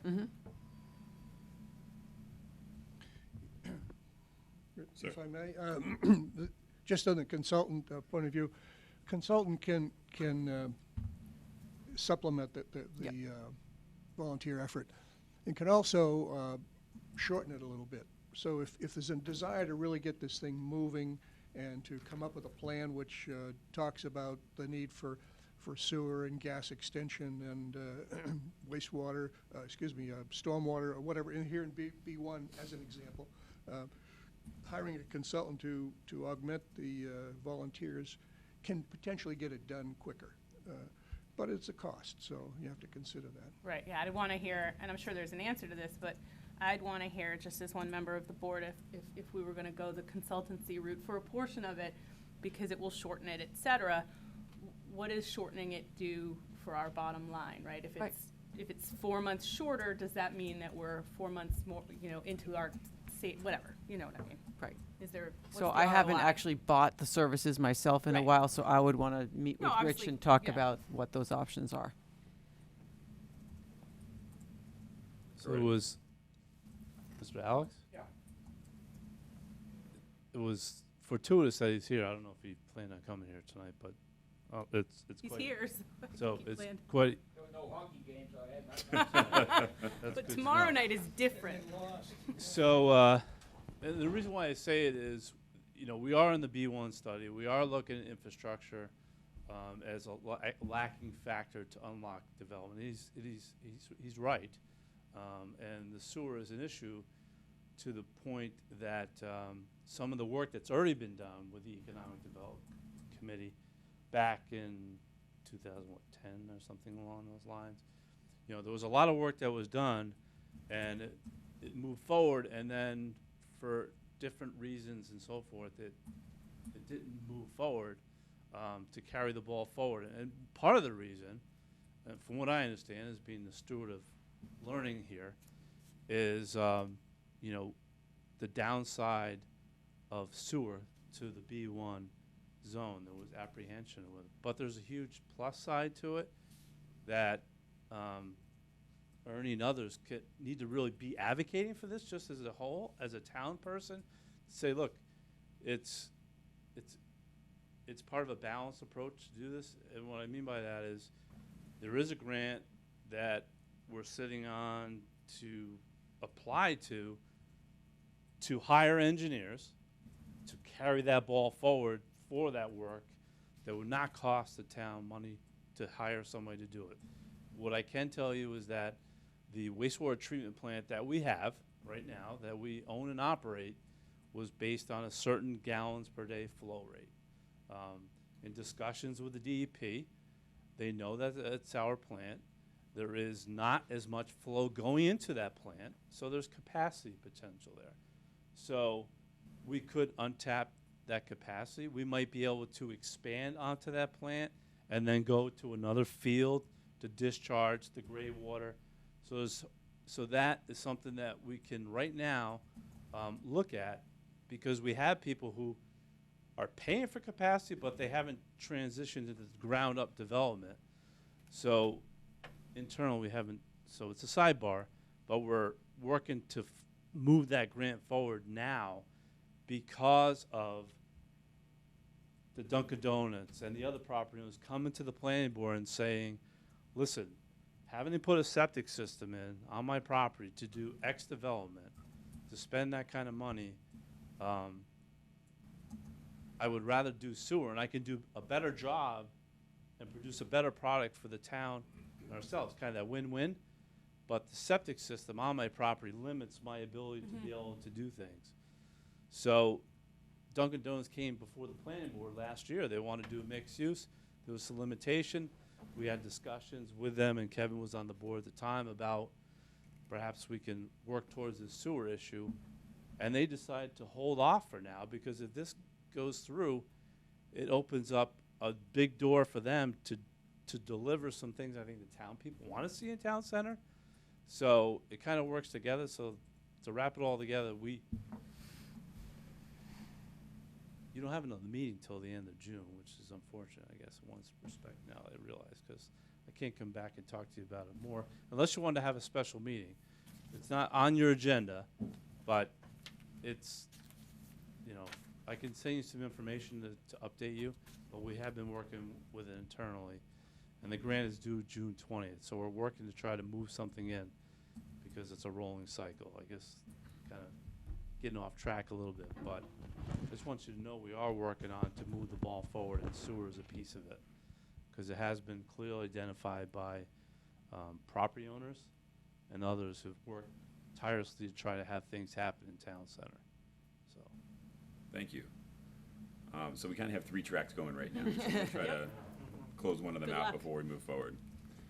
From a master plan perspective, I believe we're hearing that we're all aligned that the priority is to get an update of the master plan in place between Q2, Q3 fiscal of this coming year. Is that right? That would be as we head into the end of the calendar year and into next year? Once we get past fall town meeting and the recommendations put forth by the B1 Working Zoning Committee? Agreed. Okay, I thought I'd heard you first say you were they finished up in August and you wanted to start Well, September in exploring who are we gonna put on it? What's it gonna look like? That kind of thing, no? No, that does make sense. Going through the pre-planning stages of Right. executing and having them start once we get past the Correct. holidays, I think would be a good goal to set. Right. What I'd like to do in the meantime is do some data collection, do some investigative work into a potential inclusion of some consultants and what the cost looks like for We'll work partial on help, that. full help, no help, all those types of things. I think would be good to make a collective decision on how valuable that would be from a cost-benefit ratio. Mhm. And then we'll talk about that at, if not June, then our meeting in July. Mhm. Yep. Rich, are you gonna be playing golf that day? Yeah. What day is it? That'd be great. Yeah, me too.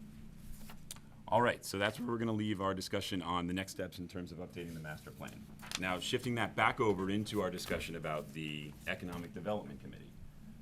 What I just heard and took away from the input from Rich and from Walter was that the main part of the master plan that drove that committee when they were working on it last time was the exact pieces that the B1 Working Zoning Committee is gonna be putting forth as an output from their work towards the end of this year.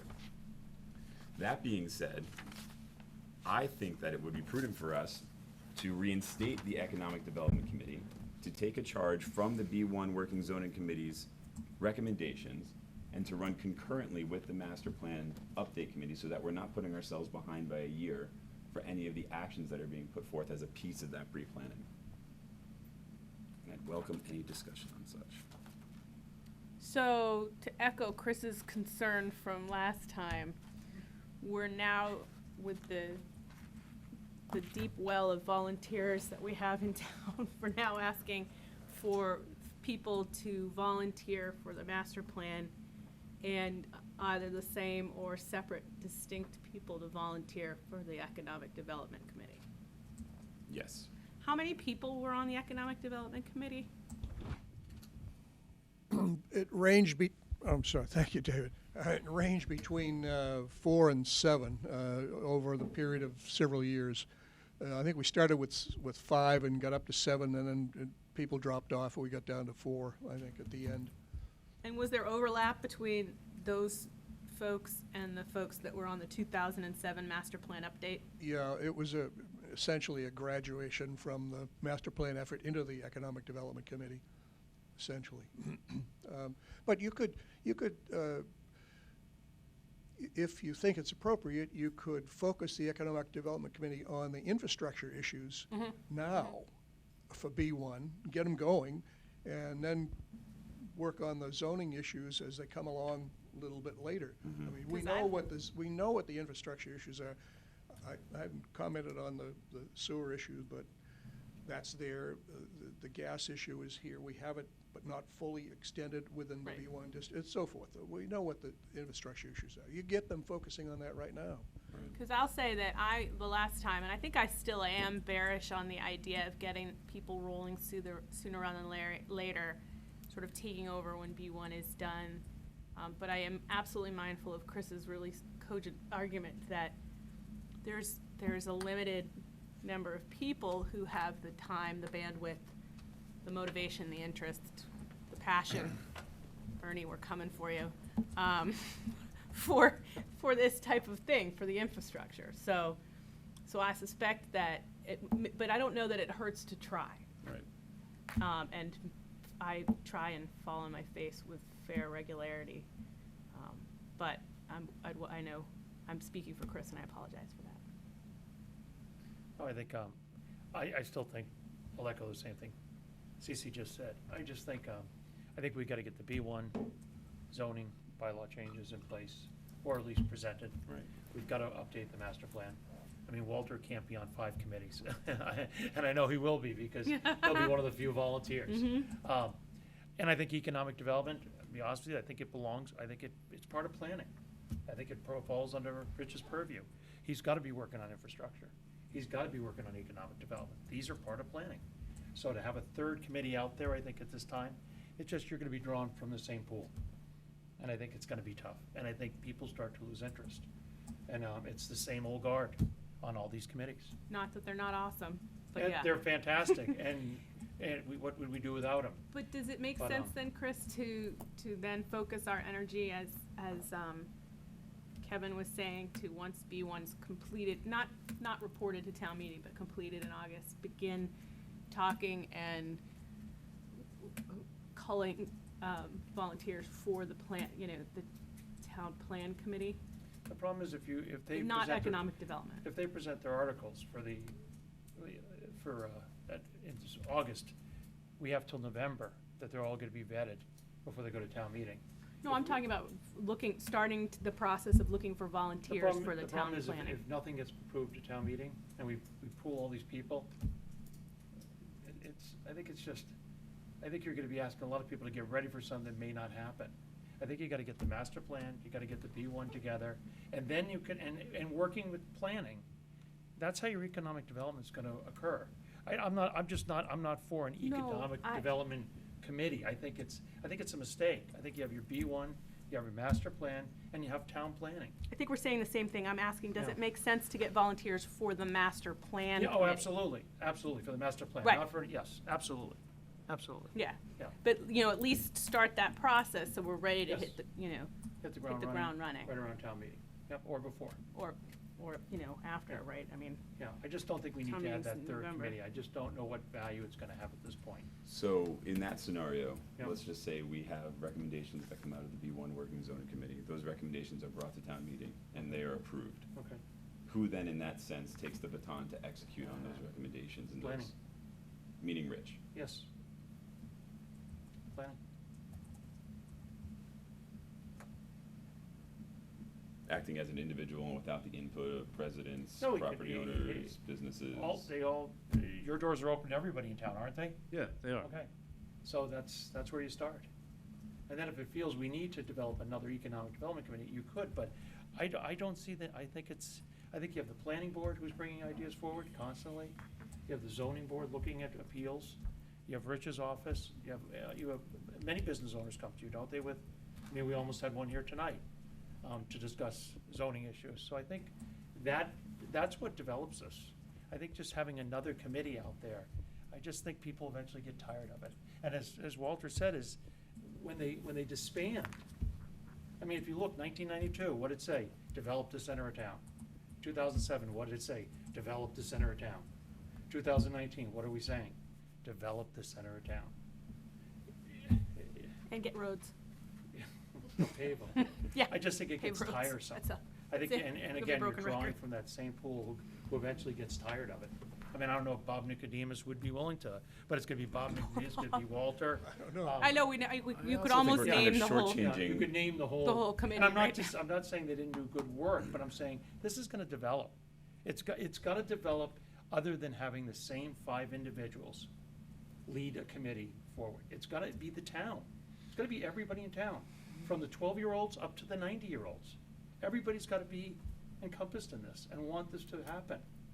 And I think to have an economic development committee, these people don't volunteer for it. So you have 5 people trying to make decisions, it goes to town meeting, or it gets to a level, and then everybody says, no, I don't want that. Are we I doing mean, a I can't tell you disservice today though if- by assuming that nobody's going to volunteer? I think we're gonna see the same volunteers we see for every other committee.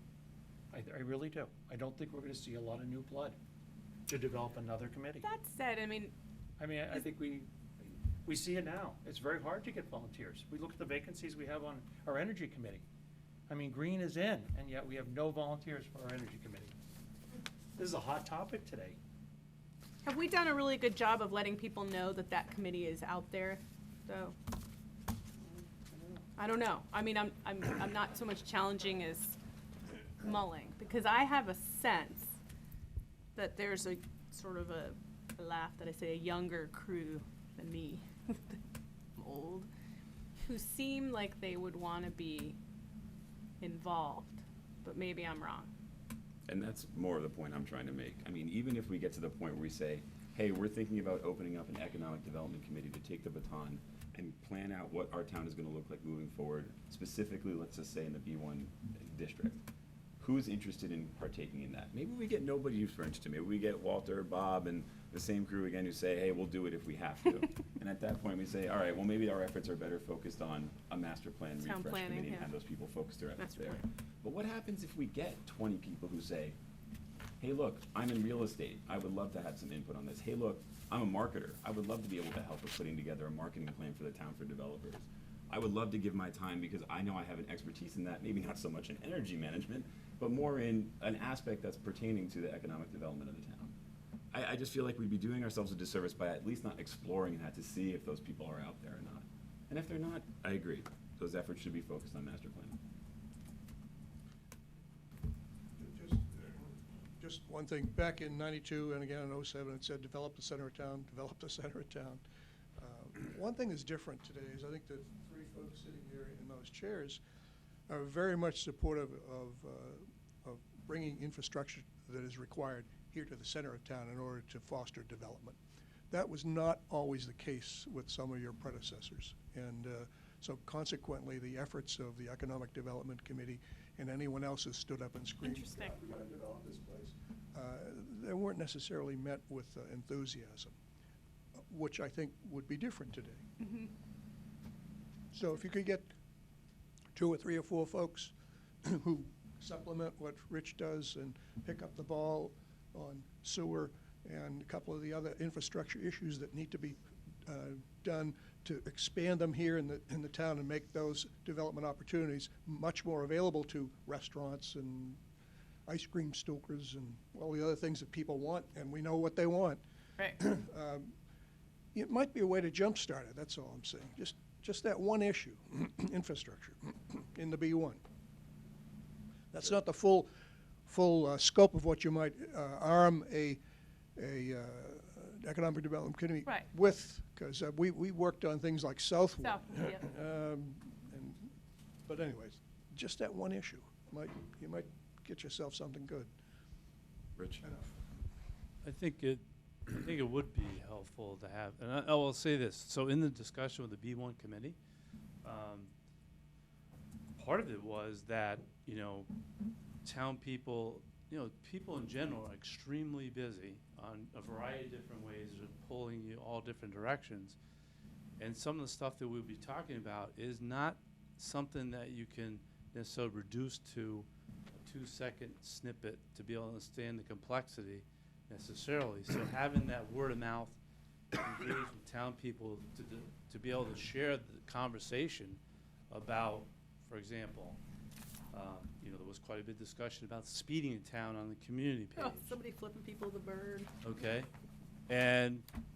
but yet there's things that can be done, things that can't be done, and so that in and out that people do, and I understand, I have another life outside this, and I get it, but there's going to be people will say, look, I don't want any more traffic. Well, no more traffic has a, okay, that's an outcome, but that also may mean not the economic development that you want to see. So that utopian thing of having Right. a real conversation with people about how this is going to happen. This is a private investment we're talking about, so we have to have people who want to spend money, significant money, to make these things happen, and there's a risk involved with that. So it's not a board game. This is real life, and there's trade-offs, and to have people engaged enough in that to understand that, those trade-offs need to happen if you want to make. You can't have it both ways. It's like that conversation I have with my kid. You can't have it both ways. There's give and take. It's gray world. It's not a black and white world. So help citizens, if they could help with that would be huge to me, and all our work. I mean, it's just because you don't want to have the 92 plan. By the way, I remember the 92 plan, and now it's 2019, and some great things have happened, but not, different variables over time have affected the outcome. So, we need to have a way to have people engaged to, when they go to town meeting, and we have that zoning, and, when we talk about zoning, everybody's like, oh boy, zoning, right? It's kind of like, oh, it's like the third rail about things at town meeting that people, it's not easy, but we got to have them ahead of time, so when we get to town meeting, hopefully we have a positive outcome. So that's a long-winded answer of, if we could have people assist with this going through, it would be helpful, because we've been discussing at the B1 that we've got a lot of great work, and we don't want to have it fall flat by, maybe 15 people who show up that night that aren't thrilled with this idea, and then all that good work goes to the Right. side. Yeah, all the abutters show up and nobody else. Right, Ad infinitum. yeah. Been there. Yep. Yes, we have. So those are, You might want to have one of those You gotta do it in the mic or the meetings lady with the camera yells at us. where you invite in the businessmen in town too and see what their future plans are. Because we're doing stuff that they may not want to do that. Or they have something in the back of their minds. Gee, we might want to do this. Let them get it off their chest. You're talking Dunkin' Donuts, wanting to do something. There may be others that want to do something, but they're held back. They don't know where we're going. We're spinning our wheels. Right. Poll the impacted groups. And if you want to think way out of the box, the bridge that on the end of Boardman Street, people have talked about it in order to get to the parking, which in the future, the parking lot from behind Dunkin' Donuts is supposed to move up to where the parking lot is now, up the other side of the hill. Now, State was gonna give us a bridge across there, but that money's got down the line. 'Cause, you know, as a town, they were talking about $1 million for the bridge. It would be nothing to put a bridge across up there and people have transducers. They would get charged for going across. We have our own toll bridge. Yep. And I'd volunteer to be the troll under There you go. There we There's go. the volunteer We got effort. already to volunteer after all. I think the smartest thing I heard, and I think the most comprehensive thing I heard was from Walter, was that the makeup of the board has changed. And maybe if we just look at the infrastructure issue with a economic development group, maybe we'll jumpstart it. So I think if we focus in on that, I think Walter's been doing this long enough. Yeah. He's been on enough of these committees that I think I will yield to that and say that if we can focus their commitment to some issue such as infrastructure, I'm willing to try it. Very Okay? good. Thank you. Cece, anything else on economic development? No, I could talk all night, but I will Okay. stop myself. So I believe that our outcome from that discussion will be to begin doing some discovery work, maybe put something out there to start collecting names of volunteers who are interested over the course of, I don't know, do you want to start that immediately, or does that leave us too much of a gap before there actually be some actionable work? Yeah, I want to focus on the appointments that we need to take care of and the volunteers we need for these standing boards that are here year in and year out. And then I think over the summer, we redouble our efforts and try to really get some motivation going about people who'd like to serve potentially on the master plan, or, you know, if we do go in a specific direction for economic development, like just mentioned, that we can get some excitement going there too.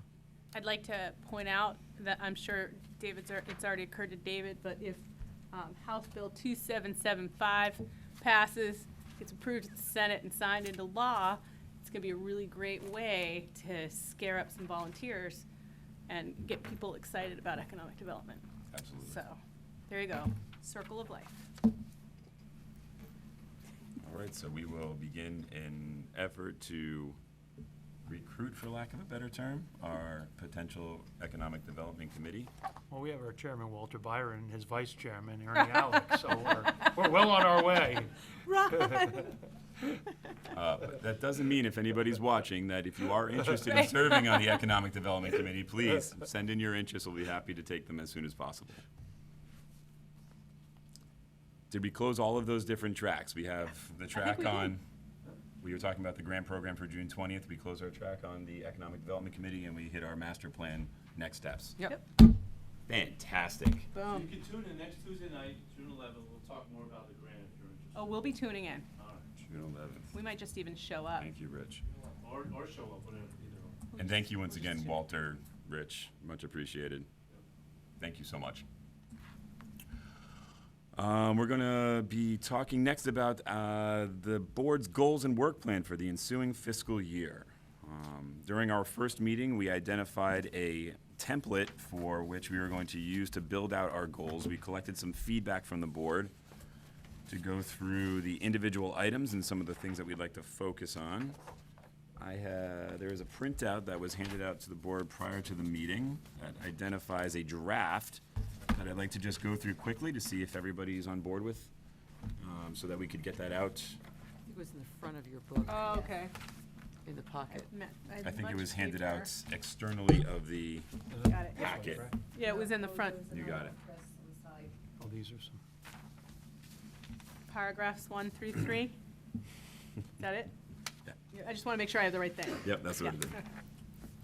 I'm not judging I was the gonna say. quantity of Okay, it's a little paragraphs. confusing, I get it. No, I just wanted to make sure I had the right thing. And I apologize, it appears my voice is slowly going, so we'll try to stumble through the rest of the meeting. What's that? Would you like a coffee? Oh, no, thank you, I'm just fine. Would you like me to get you a water? No, thank you, I appreciate that as well, No, though. never said I never offered you anything. So these goals are segmented into 3 individual areas. Perhaps if somebody would like to volunteer to take us through them, that would be appreciated. You want me to just read them? Yeah, and see if everybody's on board or agrees with the verbiage. Now I'm going to get a sympathy frog in my throat. All right, paragraph 1, community engagement. Do you need me to do the parenthetical CE? No. Okay. But, so, subparagraph A, The goal would be development of additional and more efficient means by which residents can interact with, learn about, and provide feedback to town officials.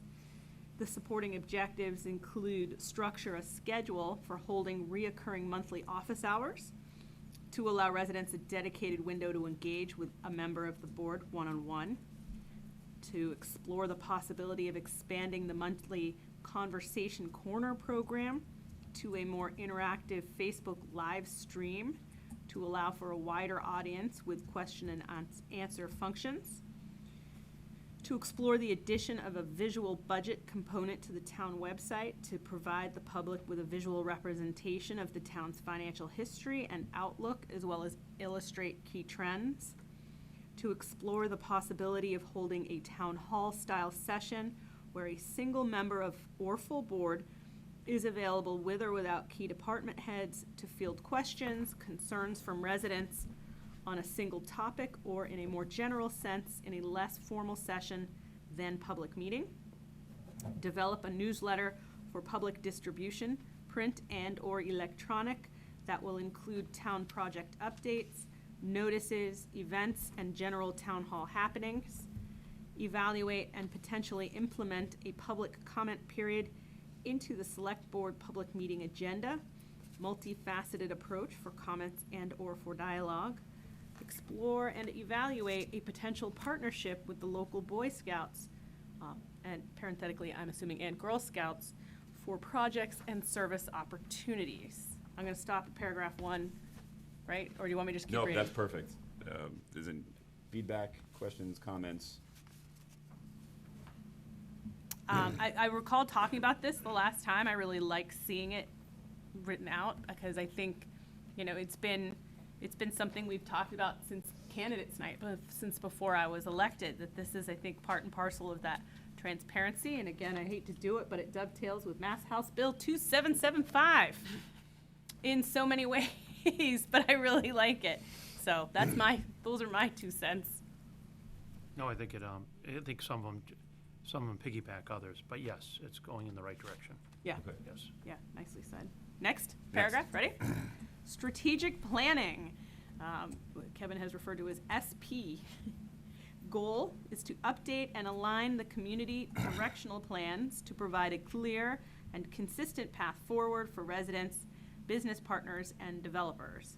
The supporting objectives to said goal include evaluate the effort to update the master plan and outline a delivery schedule for development and proposal to town meeting.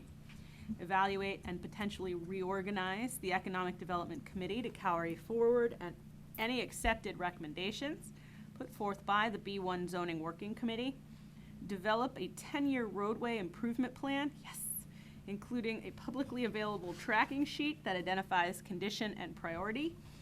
Evaluate operational efficiency either through professional outside assessment or internal review to identify any opportunities or validate.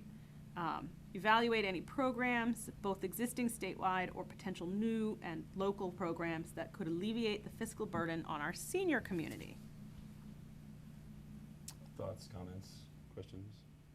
Great. Well, you know me, I can't help myself. I love the 10-year road plan. I think that's great. I was actually talking to someone the other day, and I think that it was Sherburne who had a 10-year plan. Somebody else did too, that 3 years too quick. You need a plan, 10-year plan. It dovetails so nicely with the master plan and the economic development plan that we've been talking about. I also like the idea of it kind of, again, dovetails with community involvement in terms of maybe asking the town to weigh in on the identifying conditions and priority. I think that'll make people feel a little less frustrated with the fact that they have one of the highest tax rates in the Commonwealth, and you can tell when you've arrived in Norfolk because all of a sudden the roads deteriorate. So I really like everything about this because, again, I think it really dovetails so nicely with what everybody's stated goals were at the outset. I think it's really nicely done. Just like to weigh in that the DPW director gave me a copy of a road plan that he put together when he arrived about 11 years ago. And it'll be interesting I haven't had time to dig into it, Right. but I'll send it to all of you to just look at. And we would need to really just use that as a basis to update it. And I think the most important thing is tracking the status of each road, and sometimes in some roads, some of the segments, because we do things so piecemeal. You can't say that all of, say, Boardman Street is exactly in the same condition. Some Right. parts are better than others. But it will start to help us figure out, to get to a certain road quality rating, how much do we need to spend per year to move towards that goal, is ultimately what we do. And then, once you do, say, all of Boardman Street, for an example, then that road gets upgraded, and that cost goes away for a period of time, and then you move on to the next one. But the board would set a goal, if we want to get to this quality level town-wide, and we're willing, and we know we need to spend X dollars per year to do it, whether we start funding it out of cash, or we decide we're gonna go and ask for, a bond issue to Right. be able to address them, as ways we can try to achieve it. But I think we've got the bones of it, we just need to get it to a flesh it point out. where reflects the current situation. Because if you don't keep it up to date, a road that might have just needed a grind and resurface might now need a reconstruction. Right. And, Right, but and I you could think- also take some more preventive measures like crack sealing that we don't do right now, and try to get a road that's in pretty good shape to take longer before it needs more intensive Needs more work. intensive work. I think that, I like that. And I think that this will be nice too, again, sort of circling back to the idea that we've all had about transparency and involvement of the community. I know I saw, again, it's on the community page, someone was asking about excise tax and why our roads were so bad, and not realizing that excise tax is like a property tax. It's just a general source of revenue. But this is a way to learn, right? Yeah, our roads are bleepy. Well, at the department head meeting. And so, we need to fix them, so. Right. At the department head meeting, first one we had this morning, we talked about making sure we get out to the community as best we can. In July, we're going to be working on these roads. In August, we're going to be working on these roads. And so we can start to let people know what they can expect and get their reactions to it, and work from there. I think they're also gonna like Do you to have- hear that there's gonna, I'm sorry. Did Bob at town meeting had provided a list of roads that he was gonna repave and fix? Do we have a timetable on those that? That's what I asked him that's to what do, you- is to that's what take you're that gonna put out list. On the website? Yeah, take that list, Yes. and then when he's got a schedule going, Right. he does like to let individual, neighbors know of a particular street, what's happening with a mailbox, or not a mailbox stuffer, but something like that. We want to get to the wider community. You can expect, this week in July, we're on these roads, and this week in August on these roads, so that people can, A, avoid being stuck in road repair traffic, and B, know that good stuff is coming. Well, I think that, further to that, what's nice about the idea of a 10-year plan, I think obviously you need it if you're gonna try to get your roads to sort of mirror surrounding communities, be safe, not blow out tires, be able to ride bicycles, et cetera. But I think that then people who aren't necessarily on that list in the first year, they're looking at the list, and the road that impacts them isn't on that list, but if they know that there's a 10-year, like, that the town is committed to the infrastructure, to Chris's point, I think that'll help alleviate that. I do know that that same person was saying, well, if there's ever any volunteers, so I have a back pocket name. There you go. If there's ever, she was very interested in the roads, and very, very smart, so. She's like, Great. I'm happy to help on any committee regarding roads. I'm like, you are gonna regret saying that, but good. We know where you live. Well, I do, so. I will say that toward the second part of that goal, a lot of work has been done from the DPW, specifically the Assistant Director Barry, to create a GIS overlay that would color code and identify the status and condition of the road. So if somebody went outside and said, my road is the worst in town, how come it's never been worked on? They'd have the ability through the website to go on, look up the GIS map and see, oh wow, my road's an 87 and somebody's got a 12. So I see where priority lies, and I understand that now a little bit better. I might not like it, but No, but I think that's understand. great. It's, again, it's information. Like, it's, Right. if you don't feel like you know what's going on, it's human nature, at least for me, I immediately assume nothing is going on. Right. Yep. Shall I read the last paragraph? Unless, Chris, you have any comments or questions, Nope. concerns with that? Nope, I think you've hit it. Very good. Town facilities. Goal for town facilities is to review, update, and map out the growing needs of the community and match them with a prioritized plan aligned with the strategic planning goal. Supporting objectives include evaluate needs, timeline for potential Freeman Kennedy School expansion, recalibrate on the fire station project with updated projections, related to cost timeline, as well as define a collective path forward, assess town government space needs, including seniors, recreation, parking, etc., and establish a prioritization plan for addressing opportunities, evaluate the value in obtaining commuted parking space to offer as benefit to residents at a discounted rate. I think on this, the only thing I'd like to see is put the fire station ahead of the Freeman Kennedy expansion. I think the fire station has got to be a top priority. They Plain and weren't simple. necessarily built out in priority order, Okay. but now they will be. Okay, I think that's important. Otherwise, it looks great. CC, comments, Nope, concerns? looks great. Blythe, any comments, concerns from your perspective? No, I'm excited about some of the things to work on. I think they're going to be great. Also in your packet is an 11 by 17 page, which Kevin and I worked independently on all of this. I took what I heard as goals and I started to put them on a spreadsheet, as well as things that I think are priorities that, you know, some of them are internal, or some of them show up again, like, Freeman Kennedy and other major projects that we've got going on. I like to use something like this just to give you all a quick snapshot of where we stand on things. So what I would I like propose to this. do is take the detail of this and put it into here, as well as things that, like Todd and I talked today with the department heads about, you know, we're working on a capital improvement plan that goes to, you know, the town facilities goal, and having a roadmap for when we're gonna be able to attack, you know, the fire station in Freeman Kennedy and other things that will come in the future, you know, priorities the town identifies. So, you know, I think I'll add more to this so that you also see work plan that staff is working on. And the goal is to get it out to you like the beginning or the end of every month, so you could just take a quick look and see what's different from the month before, and know what we're focused on. Perfect, thank you. So next steps, we'll create a final version after we clean up some of the run-on sentences that I had in some of those subcategories, and we'll get that posted to the website.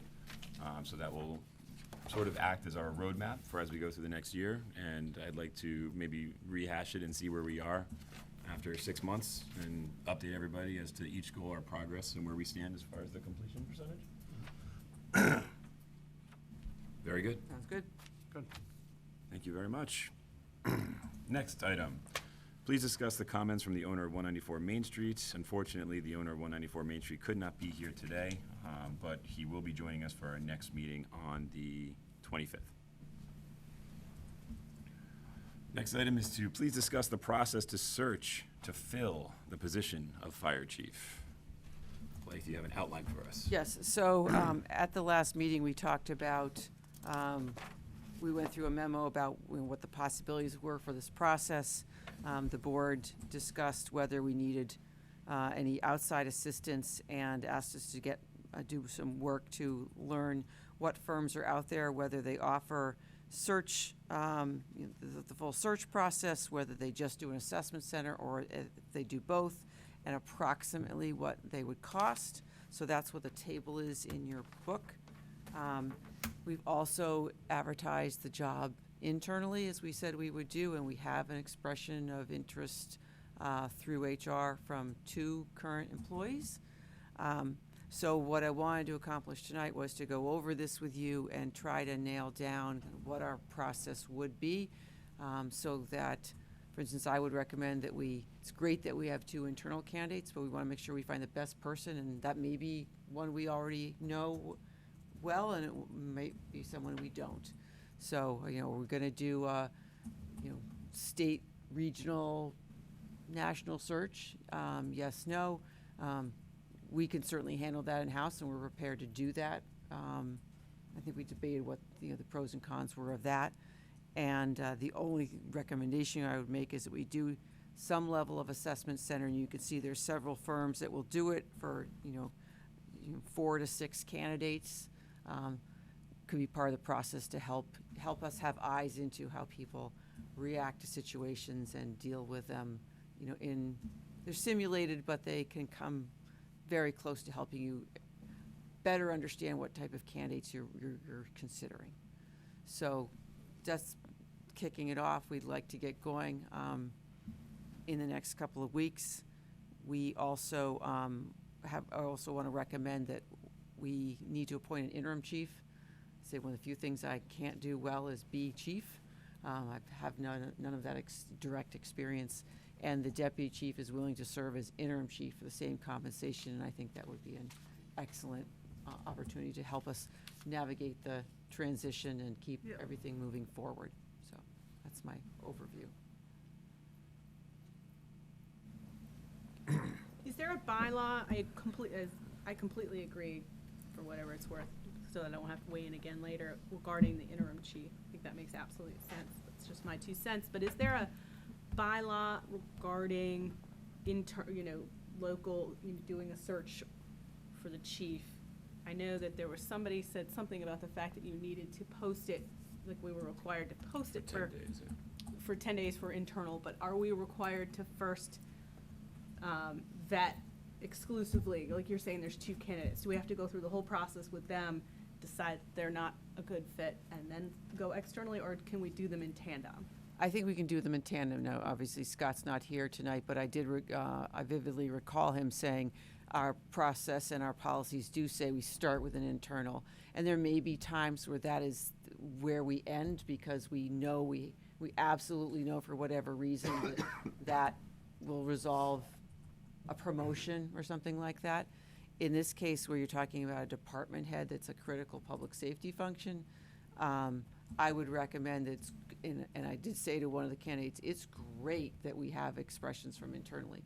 And at the end of the day, we want to go through, I would like to see us go through a process that maybe validates that they are absolutely the best candidate, and they can feel really good about the fact that that process brought that to bear. Right, no, I just wanted to make sure there wasn't anything. No, there's because no I do reason, like the there's idea no of rule exploring that we it, can't. overturning all rocks. Right.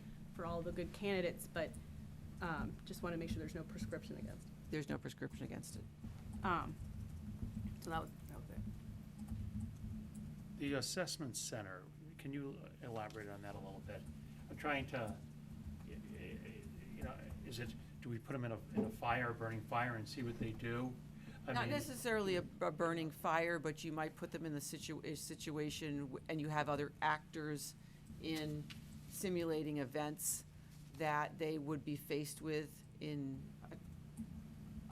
the typical job. It might be a difficult citizen interaction. It might be a scene that they have to manage with information they're given, and they have to quickly react to how they're going to take control of that incident and direct people to do things for an outcome, and the assessors would know what the appropriate outcome is, and you would have the ability to see how they handle that, and do they get to that outcome, and how do they get to that outcome. And so the assessment centers pick different situations that would happen for that type of position and model those, and put up to 4 to 6 candidates all through the same exercises over a day process, so that we can, and they're graded to determine who performed best in these situations, because some people interview very well but don't necessarily do as well in a field situation. Other people are rock solid in the field, but under the glare of the camera and a public meeting are not the best at explaining their budget request, or something that a citizen is unhappy about. So it tries to help you see that and have a better understanding of what those candidates will bring to the job and help you facilitate your decision-making. Now, are we seeing this just in the area of firefighting? I mean, obviously, we didn't do it to hire a town administrator. And is this something we're seeing across all fields now? It's very typically done in police and fire. In fact, the current chief would like to go through an assessment center to decide who to promote to lieutenant. And that involves for them a written test and then a day of testing, real world testing. I've used it to hire department heads in other towns where we did it for a DPW director, a council on aging director, where we presented them with situations, or we made them put together a very quick budget and present it to a committee. And it was fascinating to see how people react to a situation with a union employee, that the union wants to see an employee get an outcome that, isn't appropriate perhaps, or is, a citizen who's mad about something that happened, on their property that Public Works did to them, and how that person who might be your director deals with it. I don't have any experience in putting together fire or police assessments. It's really is a specialty. And there are probably some other firms, but these are the ones in the intervening 2 weeks where we were able to get information from. So I think you can say that somewhere between, $5,000 and $9,000 or so dollars, we can pick a firm to do this for us. So it seems like, I think if I recall, it was Chris who last time said, it seems like you'd really want to at least have that, right? You definitely want to have the assessment done for the And I think candidate. candidates expect it Right. in this field.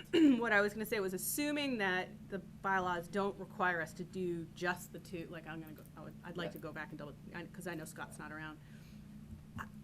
I am obviously I'm going to be a little cost-driven here, and think that wouldn't it be incumbent upon whomever, the consulting firm or the volunteers, to narrow, the lowest cost assessment seems to be J. Perro, and it seems to be simply because that assessment price includes up to 4. Yep. Whereas the next one includes 5. But, so, just, get 4. I would suggest.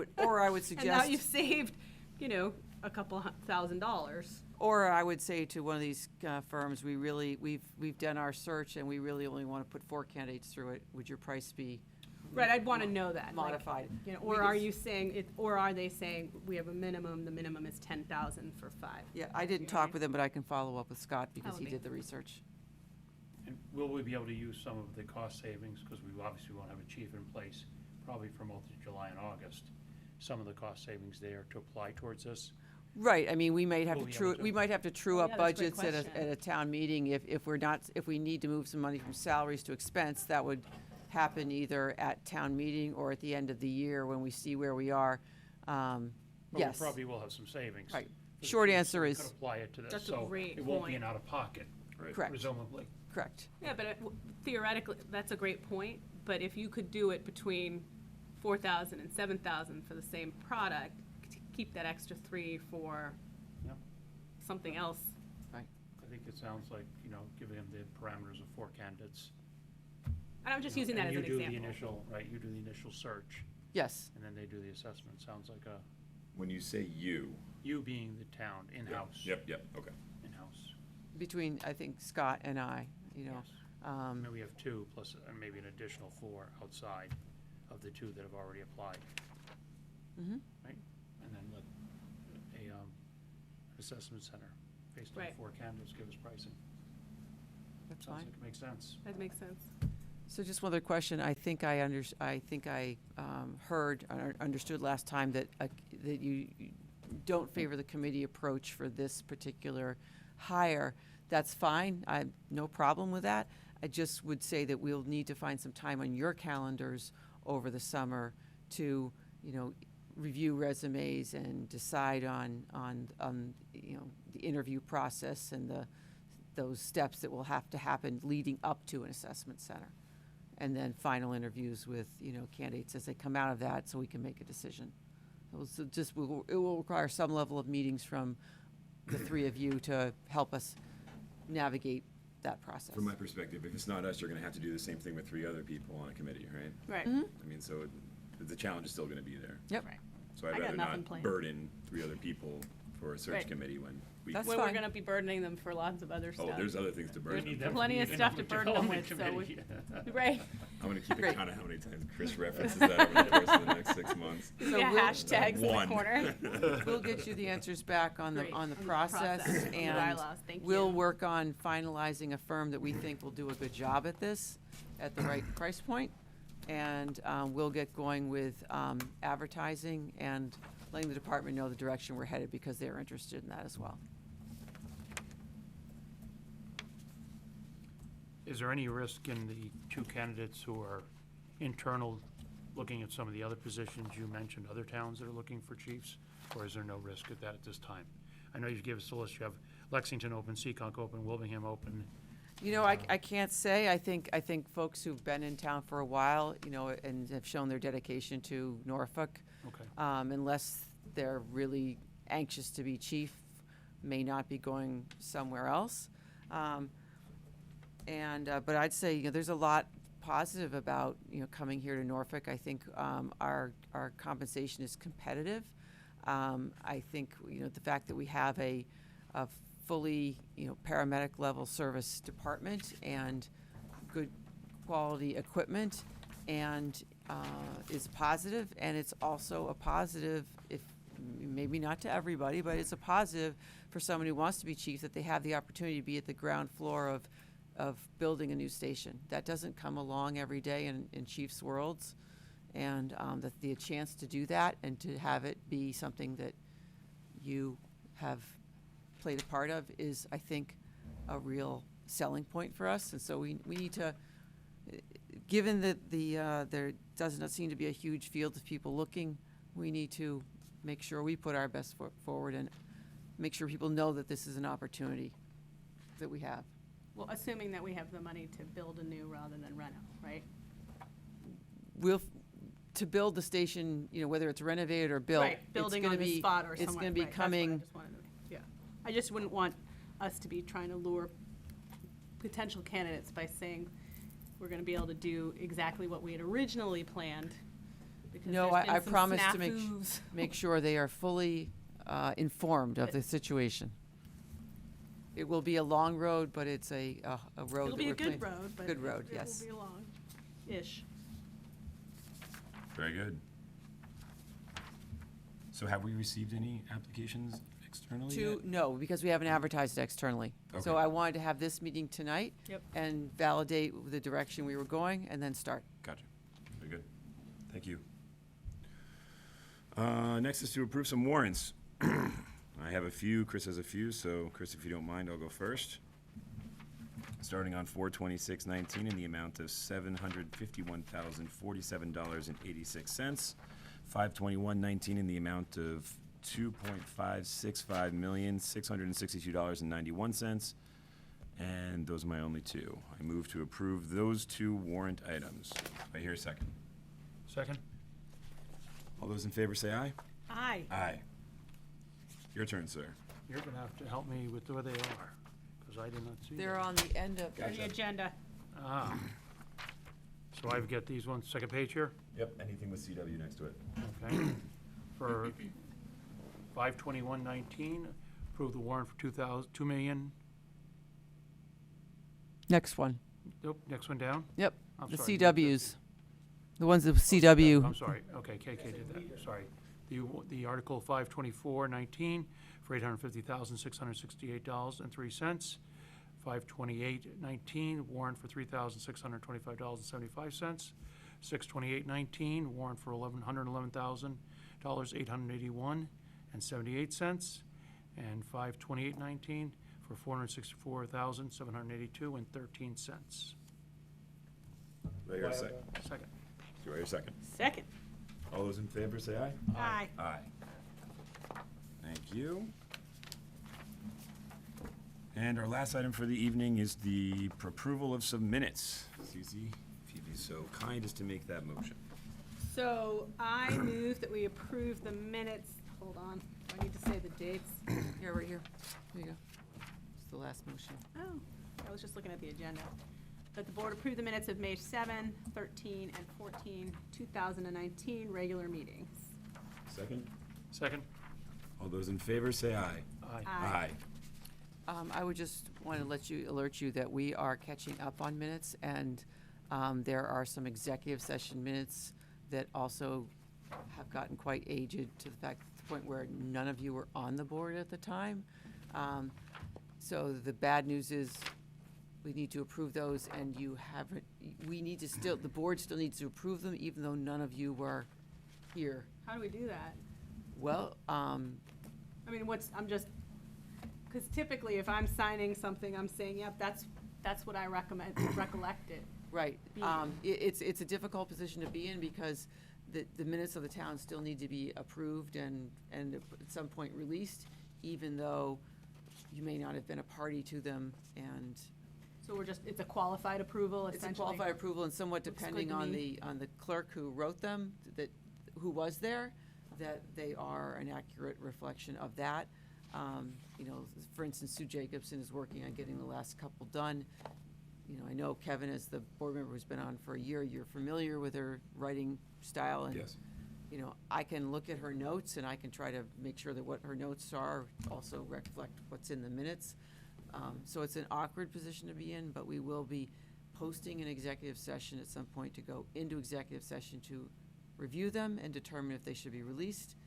And those matters that are done, then we will come into open session and actually release them, because the matter's closed, they should be released to the public. Absolutely. So I just want to alert you, it's coming, and we're, you know, believe me, you're not the only community that does, unfortunately, this happens to, and say it's a bit awkward, but once we get the backlog done, then we can move forward with no worries. I have two housekeeping matters, and one is actually on the minutes. The May 13th, 19 minutes, I had made a couple of Scrivener's edits, Oxford comma, that kind of thing. And then I had signed them, so the one that's in this isn't signed, so I'm assuming I need to sign before. Yes, so we made your correct, Nancy. Yep, no, I knew you, that's why, like, I Sign thought, I was those. like, so, just this one, or? Yep. Yeah, and Yeah. well, I have them here. All right, I'll just sign that one. We'd wait for the meeting to sign them. Yeah, that's fine, I just Don't noticed that, review them. yeah. Yeah, you don't have to sign You don't have them to when you, sign when you them, review them. Oh, look, I'm an overachiever, though, is You are. what it is. Just want to do all the time. And then the other one was, I had mentioned before that I wanted to put an item on for the next meeting's agenda. And I'd love to talk, I've heard that there has been some construction at the current fire station to create what essentially is someone who ordinarily would have been at the police station office space. That there was an expense attached to that. And I want to discuss why, since we've just spent a silly amount of money on a police station, why we didn't put that person where we've already spent the money, and instead we spent money at a new location. So that's something I'd like to put on the agenda for next time. Understood. Very good. Blythe, anything that we missed this evening? Nothing that you missed. Cece, anything else? That was it. Chris? All set? Very good. Well, with that, I would take a motion to adjourn. Make a motion to adjourn the Board of Selectmen's meeting for June 4th at 9:30 PM. For your Second.